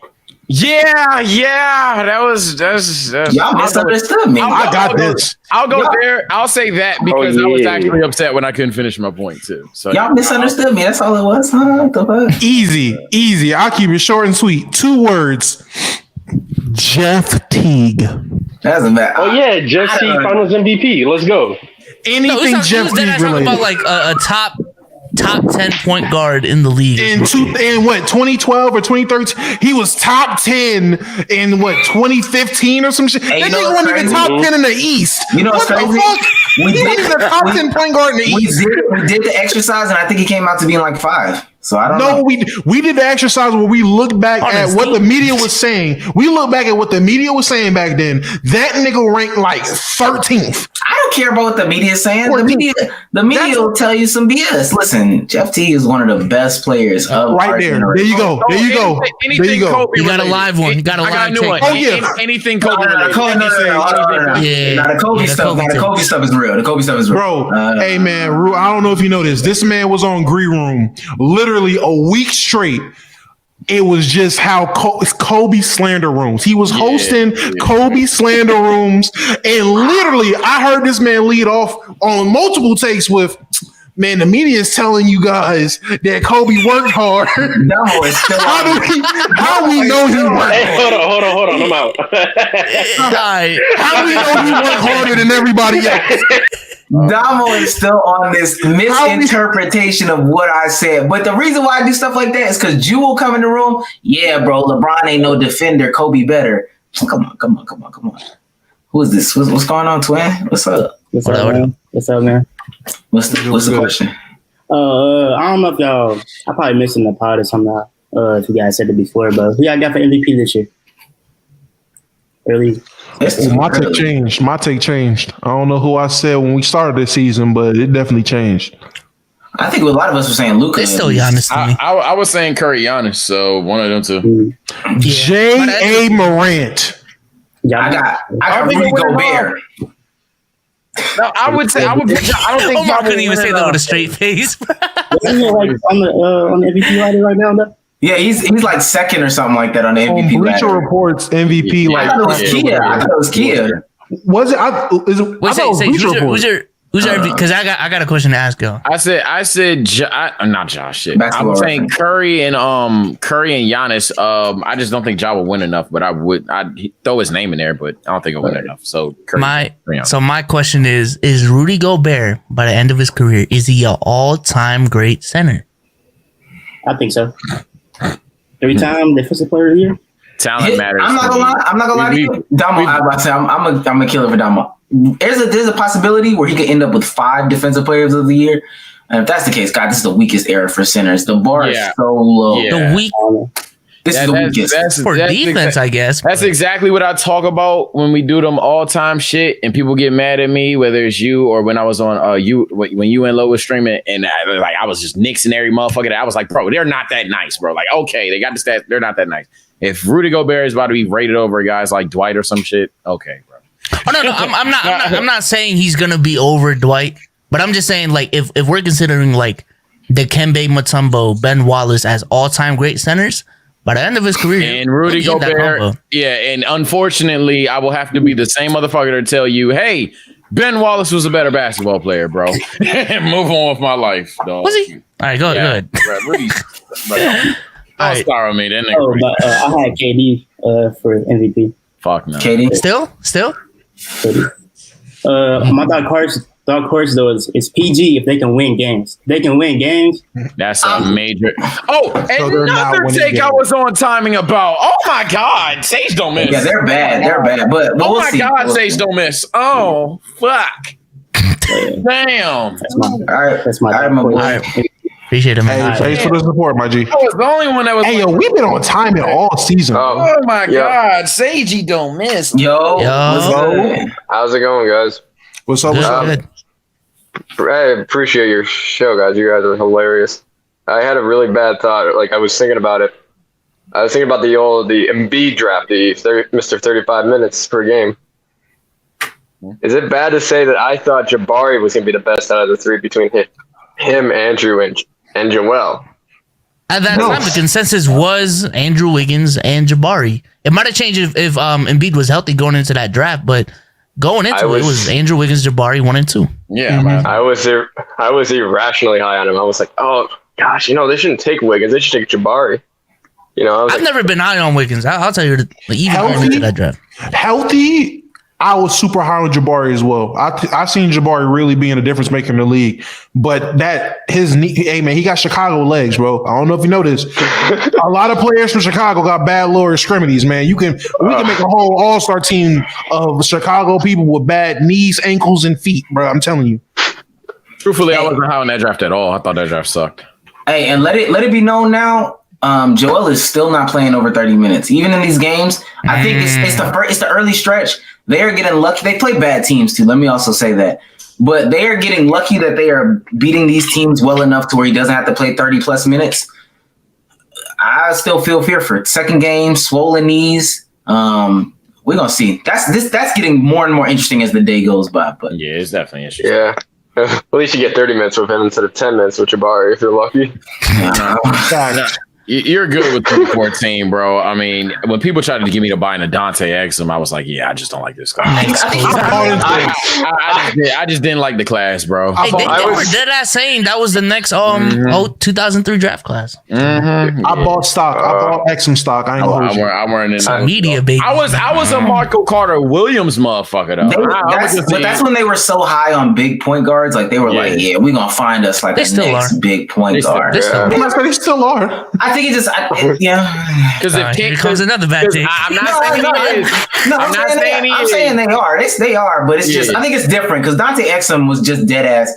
Dante Exum didn't have no NBA skills. Let's be honest. I was like, bro, 2K trying to push this nigga in my face. I'm supposed to keep it Dante. Get your bitch ass out my face. Same thing with Michael Carter Williams. He was just big and could dribble the ball, and they thought he was a good defender because he was at Syracuse, right? Yeah. They fell in love with that zone shit again. I was like, all right, come on. I fell in love with him after game 1, and then man, I wish I knew you niggas back then because I was like, oh shit, he nice. Nope. Hey man, I was caught in the genjutsu back then, so I should have known y'all because I just knew Dante Exum was about to change the league. What do they call him? Australian Kobe? Australian Kobe. I was like, hey man, is he wearing number 8? Oh my god. Then they have like the same man. They had like the same fucking agent and everything. I'm like, oh yeah, he next in line. Australian Kobe all day. Yo, now he's Australian Killian. They wanted y'all to believe in Alfred Payton, bro. I pulled up the class. They wanted y'all to buy Alfred Payton. Yo, Australian Killian Hayes is the worst player. That's the worst player. That's the worst player. Isn't that just RJ Barrett? That is disgusting. Isn't that just RJ Barrett? He's Canadian. Australian Killian Hayes is like just the worst. All right, bro. We gonna get more. Came out the NBL though. Came out the NBL. Love Love your guys' channel, guys. Keep up the good work. You can say love you. Love you too, man. Love you too. Alfred Payne was another tall guard, Sage. Alfred Payne was it's 6'3". I take that back. Man, He was another guy. They're big guy. Yo, what up? Oh no, I'm not gonna hear it from a Steelers fan. Don't even try. What are you not gonna hear? What are you not gonna hear? What are you not gonna hear? Your quarterback, your team lost. You put up wait. You bringing up quarterbacks? You bringing up quarterbacks with a 10-point offense? Oh, That can go to the bathroom. Offense. Look, leave me alone. In offense, we have Najee. Najee looking kind of scary. Nick Chubb. Nick Chubb. Let him. Go ahead. I want to ask him. Jamar better than Odell too, by the way. Jamar better than Odell too. We'll talk about it another day. Okay, but okay, all love. But quick thing I want to get out the way. Yesterday was my birthday, right? And big 21 now. Happy birthday! Hey, appreciate it, bro.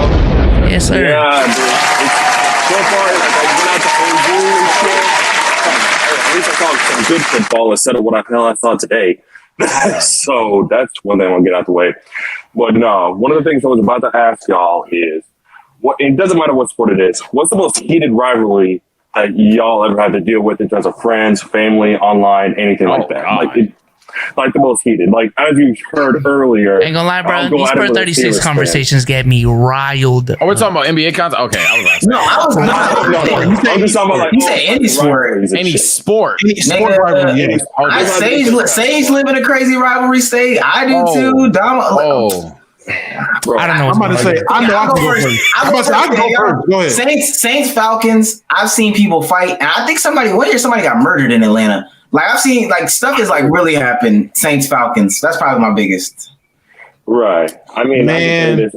Go ahead. Oh no, I would say this. Obviously you heard me with football, but in basketball in 2015 and 16, bro, I ain't going cap. I was a fucking diehard hater. I was a Warriors hater, bro. Because I fucking hated stuff. Because I'm a Thunder fan. And all I heard was bang from that fucking commentator. That shit pissed me off the entire night, dude. So I've been a diehard Warrior hater, especially when KD left. Because fuck that nigga. I really fuck that nigga. What is this guy? Dude, I've been hating on It's that hurt. nigga. He was looking up at the ceiling when he said that, bro.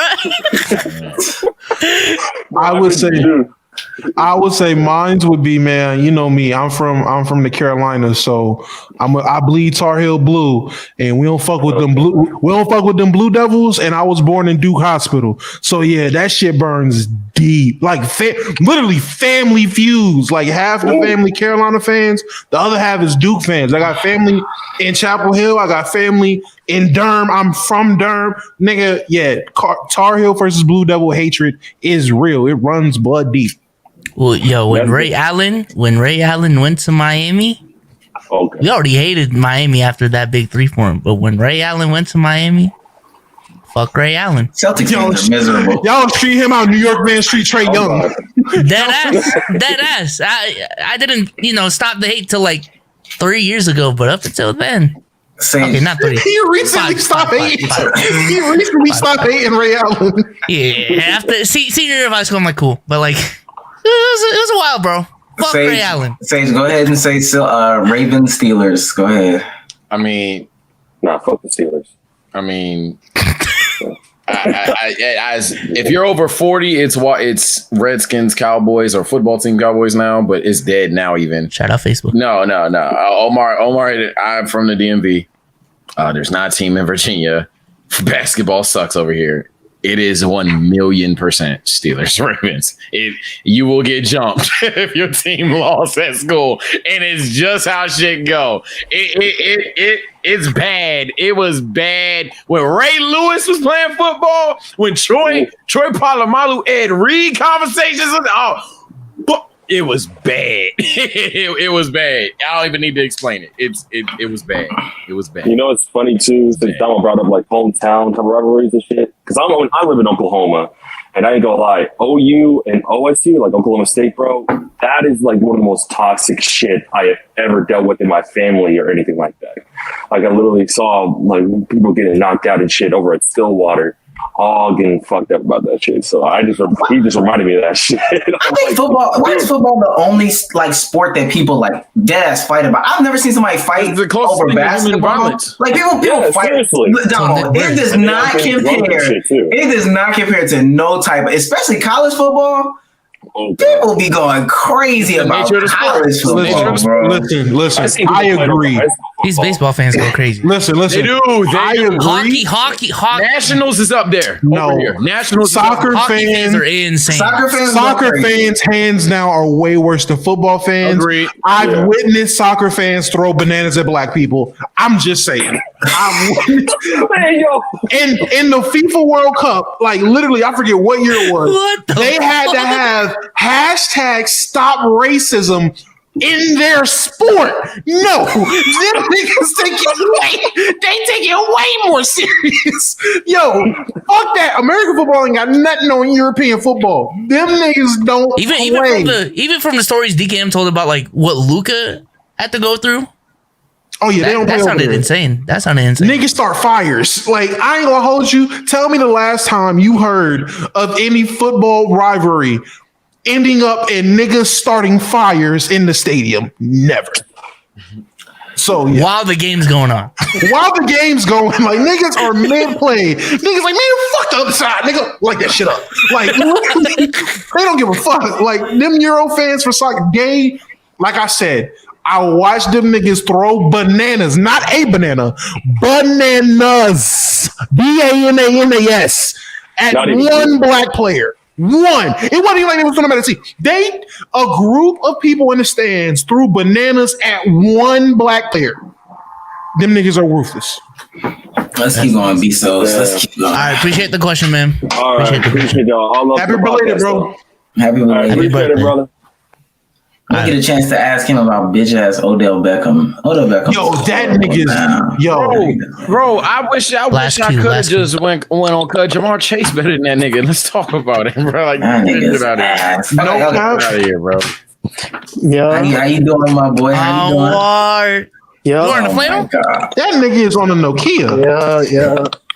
No, I'm not wearing no flannel, yeah. bro. I'm wearing a t-shirt. And Omar. Hey, wait, real quick, Omar. Let me tell y'all something right now. Every so often, I find a new greatest on Twitter or whatever platform we're on. Anwar is the greatest, bro. I swear to you, Anwar is hilarious. The greatest. I kid you not. He is so funny, bro. Unintentional. Go ahead, Anwar. Go ahead. What's the cue? Oh, so my cue is I kind of asked y'all this earlier, but not really. I was kind of vague about it. But when do y'all think like Dame is gonna start becoming like Dame again, bro?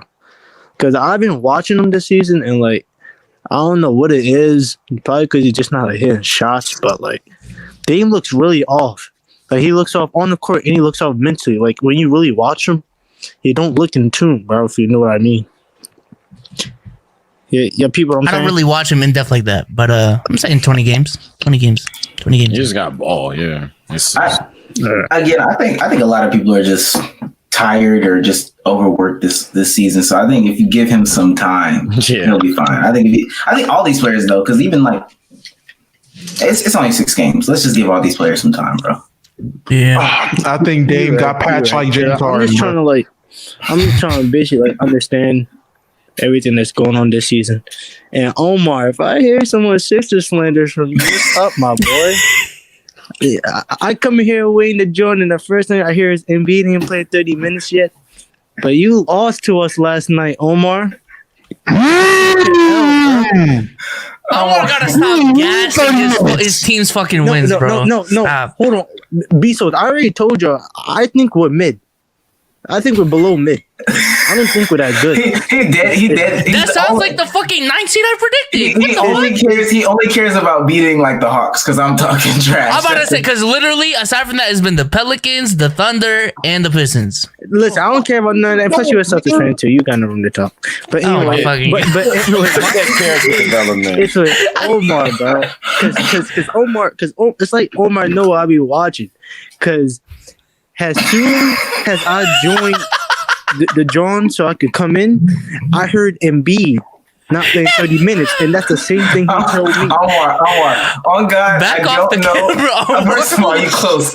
Second of all, I don't know if you're in any room. I don't care about the guy that can't play 30 minutes per game. But we can also jump on B-Souls. B-Souls has not addressed Jason Tatum playing god awful. He's ass. I don't know. That is true. He's ass. Jason Tatum. been ass. MVP? He's been ass. Sage, Jason Tatum is playing like he's. I'm already hip. Jalen Brown. I'm gonna say you acting like I'm ducking. He's playing like garbage. I don't know. I Why tweeted it last night. Jason Tatum needs to tee the fuck up. That's what I tweeted. Robert Williams looking better. And that's your MVP though, right? I don't know why his goal every night said is it was to shoot Giannis. 30 shots, bro. Dude, I feel like he's trying to bro. shoot 30 shots. You can go back to the pod. I never said Jason Tatum was gonna win MVP. It was either you or Dom 2K, but I could have sworn one of y'all said Jason Tatum for MVP, bro.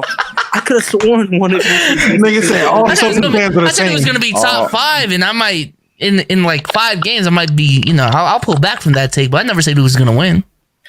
You did can someone tell me did the Bucks win? Because I was watching y'all and watching the Bucks. What the fuck? I fell asleep.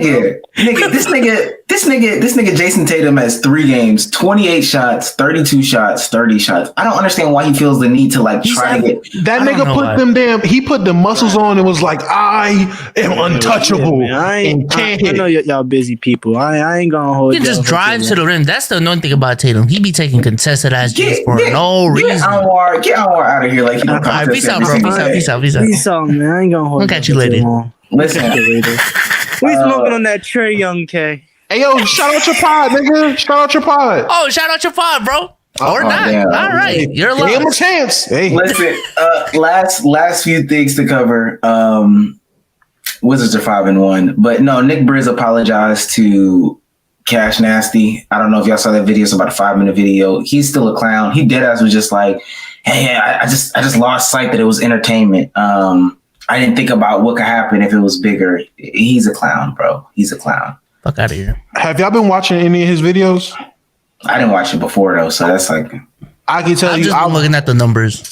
I recently just I kind of laid off the content, but I watched him and Frigga had a rematch. Also, Hezi God, I can tell you right now, whoever said Nick's channel is gonna fall off, yeah, that's not happening. Literally because of the type of content he makes now, because of the person he is, people literally pull up. Yeah, I saw. Just the shit on him. Literally, Yeah, he was he going finessed one like he legit had this whole segment. Like he played multiple games, and there was this one chubby nigga on the other team. Literally wasn't even like that. I saw that video. But That's the video only because what Nick Briz did, them niggas was on his head. Literally, whatever that fat nigga did against Nick, they hyped up. Nick did anything against them, the niggas on the sideline like this.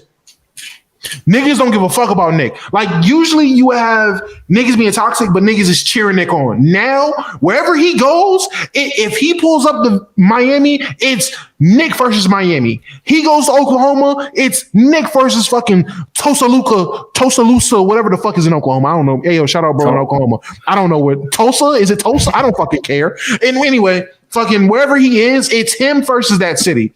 That's what it's at now. The only thing I would say to that though is like, how long can he keep that specific thing up? Because everybody's piling up to hate on him, and then after a certain point, they're like, all right, I don't necessarily care to hate on him anymore. No, it's Even the most extreme case of that is, I guess, Tekashi, and even that only died. Yeah. Like, but the only difference is you knew 6ix9ine was. He got exposed for making shitty at like not being real about what he's saying, which obviously we all knew that was he was a character, but he got exposed for that, but still tried to portray himself as this real nigga and rapped about the same shit. So that kind of threw everything off. It was like, man, all right, bro, it's fucking stupid. You ain't learn your lesson. It just sounds like he just prolonged it. Nick Briz is just like, But Nick, Nick is like, okay, it was for content. We're still hooping though. Like that's the difference. Only reason I can see it still lasting, one, because Chauncey and Carlos are still there. Like I said, it depends on what they do. Chauncey and Carlos are still there, and he basically replaced Chris with a better big man. Like who said he would? He just replaced Chris with a better player, and he's going to do the same shit he's been doing, and it's going to work. I don't think it was ever about just having a better player. It was more so the personality that Chris brought. And he got somebody easily matches the personality. At least, well, I'm not saying that. I got to see what his comments are saying. No. Matt, like that Matt dude. They fuck with Matt. Everybody I'm seeing fucks with Matt because Matt can hoop, and Matt is the legit. That was the thing to me. Matt is damn near the opposite of Chris. Matt can be toxic, but he leaves it like how the rest of the hoopers do. He might make a little fucking 3-point gesture or something, talk shit on the court, but he's not trying to fight nobody. He's not trying to take it to that extreme, at least from what I've seen, like Chris did. But yeah, they fuck with Matt. Yeah. I don't really give a fuck about them niggas. I dead ass, and I watched the Rage version of it live. I was in the stream. I was watching them, and I watched him. The Rage version, bro. Yeah, because come on, bro. Come on. But yeah, he was reacting to the shit. And he had to like strong arm his chat into watching it because he was like, bruh, I don't give a fuck what y'all think about Briz. I just want to see the basketball shit. Give it 5 minutes in. They were spamming L, all that stuff. Give it 5 minutes in. Whoa, what the fuck? Warlow. So I like they back into it like Nick ain't done shit. And as Dom was saying, the whole thing was Nick isn't really embracing the villain like how I thought he would. He's kind of just balling. He kind of is just balling. Like I thought he would embrace the villain, try to prolong it, and then fall off. And now what's actually going on is people are booing him. People are pulling up like, yo, you're weird. Fuck Nick. I said Nick. Jesus. Nick Briz or whatever. And then he gets a bucket. They're quiet, and Nick may talk his shit, and they move on. Like he's literally just balling. Other people are being toxic. Other people are doing shit, and it's just like, all right, you're just watching basketball content now. And the thing is, considering it's YouTube, if he uploads at the same rate, has the same initial reaction, he might actually sustain. I think he might not just fall off a cliff. As I do agree with that. Fall off a cliff is crazy because he has a platform, but all I'll say is we'll just see if niggas actually just want to watch just basketball. Let's see. That is a good point. We'll just see if niggas just bring back just basketball. He's on TikTok. Last two things. First of all, shout out to San. He made that trip to California, and he showed us his apartment and stuff like that. It looks really, really nice. Proud of my young boy. And with that being said, listen, Twitch is dead. And the reason why I wanted to let's talk about that real quick. Reason why I wanted to address this is because Crazy Banana says Melo got 9 points. Cornrow Joe is cooking. By the way, you might have to take back those Cornrow Joes. 2 minute intermission. No, 1 minute intermission. I'm so every time Dom credits Melo for anything, I take full credit. Continue. I take full credit. He knows it. Every time he credits him, I take full credit. Continue. The reason why I wanted to talk about Twitch, and I made sure to bring it up this podcast, is because Twitch is dead. It's a dead platform. Been saying that. I've been spearheading that movement for a minute now. But with that being said, for you guys listening on YouTube, YouTube rolled out this week, or will announce this week, that they're going to roll out different functions that we were missing from Twitch. So those asking for the gifted memberships, you will be getting those soon. Those will be coming soon to the YouTube platform. Somewhere in 2022. I don't know when, but it's coming. Don't know when it's coming, and it will help grow us. It will help y'all. Other clip stuff. They have clip stuff rolling out on the YouTube streaming side where you can take clips and turn them into shorts, and they're going to figure out a way to integrate that stuff.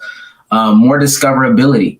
They're going to have more things for the For You page and try to get the live and everything, or the Explore page. It's not the For You page on YouTube, but try to push people on the Explore page. There is real growth on YouTube that Twitch does not have. And I don't even want this to be so much about the death of Twitch, but just more so a celebration of us being on YouTube. This is the first month in. The first month is in the books. That's the longest round of applause ever, Bezo. Yeah, I need to get a new one. I ain't gonna lie, I need to get a new one. I don't get a go LeBron and keep it pushing. But I will say this has been a very successful month on YouTube for us. Thank you to you guys. And I mean that to my co-host, and I also mean that to the viewers. Thank you to all of you all. Y'all saw the badges roll out. Y'all saw the emotes roll out. We've got a bunch of stuff in the works for the different levels of memberships and stuff like that. But just so much stuff is possible on the platform that is YouTube. And we are excited about rolling that stuff out to you guys. So yeah, thank you guys for thank you guys for the Twitch people to taking this leap of faith with us. Thank you for the viewers that, are just used to static uploads, joining these streams, tuning in.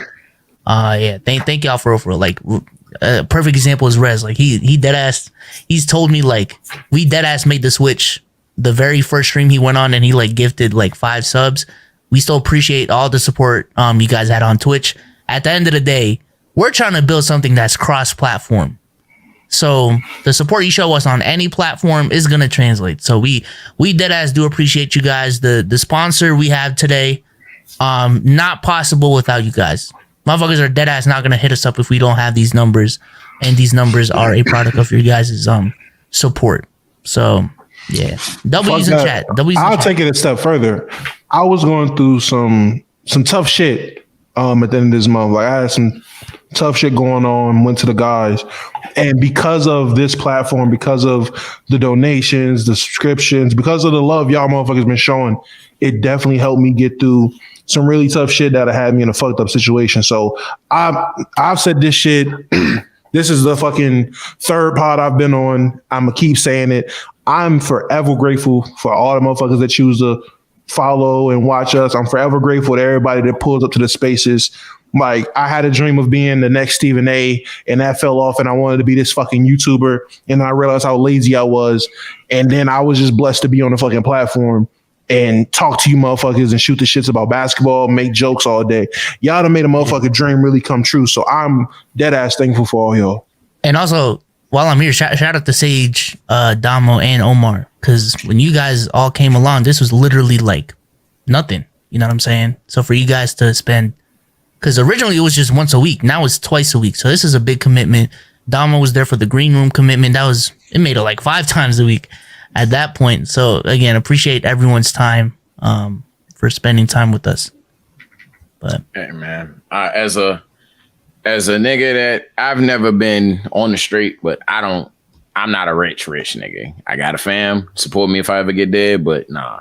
So seeing a bunch of people that like, I just feel like even if I'm down bad, I'm never down bad. That's y'all, bro. I always call y'all niggas literally quotes a bitch ass nigga named Chat. But I fuck with y'all. Y'all my nigga. You know what I'm saying? So appreciate y'all, man. I think with that being said, $120. Yeah, I'm about to say, let me roll out the banner one time. And now shave your balls, man. I was like, nah. $120 via Manscaped. You feel what I'm saying? And that's gonna be it from the greatest podcast on TV. Say goodbye to the people, Damo. Hey, people, thank y'all for coming out. Definitely see y'all. Sunday. See y'all Wednesday. And oh yeah, chat. I know y'all spamming the question. Hey man, big grip team, baby. Big grip team. Sage, answer the question and say goodbye. What was the question? What was it? Grip or wetness? Grip or wetness. All right, y'all. So look, one of these days I'm gonna go to YouTube. I'm gonna be on Twitch probably around 12. I gotta handle some shit. But yeah, man, I'm gonna fuck with y'all. What the fuck? Sounds like he's a wetness guy. What a loser. What the hell? No, what a loser. That's not what you say. I thought it was too cool. Answer the question for the people. I thought it was too cool. Now you are too cool. You couldn't even answer it. I'm not answering. You pulled up to a space one time, tuned in for literally 3 minutes and dipped. Too cool for school, man. I'm not gonna lie. Every night, Spaces is getting funnier and funnier. I gotta stop going to sleep so early. Spaces is getting fucking hilarious. Yo, last night before we head on, 3 Republican politicians, 300K plus followers, verified checks, join our rooms, and the title was what? Omar, what was it? It was Squirt Team or Cream Team. You know my title. Squirt Team or Cream Team. This is the weirdest shit ever. And then we had a whole Wordoo fiasco afterwards that was 10 times funnier. But you can only know if you join Spaces. Listen, I like wetness. Wetness is good. Grip though, grip is gonna get the job done. With that being said, these souls, go ahead and say goodbye to the people. All right, man. Appreciate y'all for coming through. The new members that joined, I haven't really shouted out the last 2 pods. If you are a Superstar member and up, we do have a Twitter group chat that you guys can join. Just DM me or Omar, and then Dom, and then Sage. Proof. That's it. Peace, y'all. Love you guys.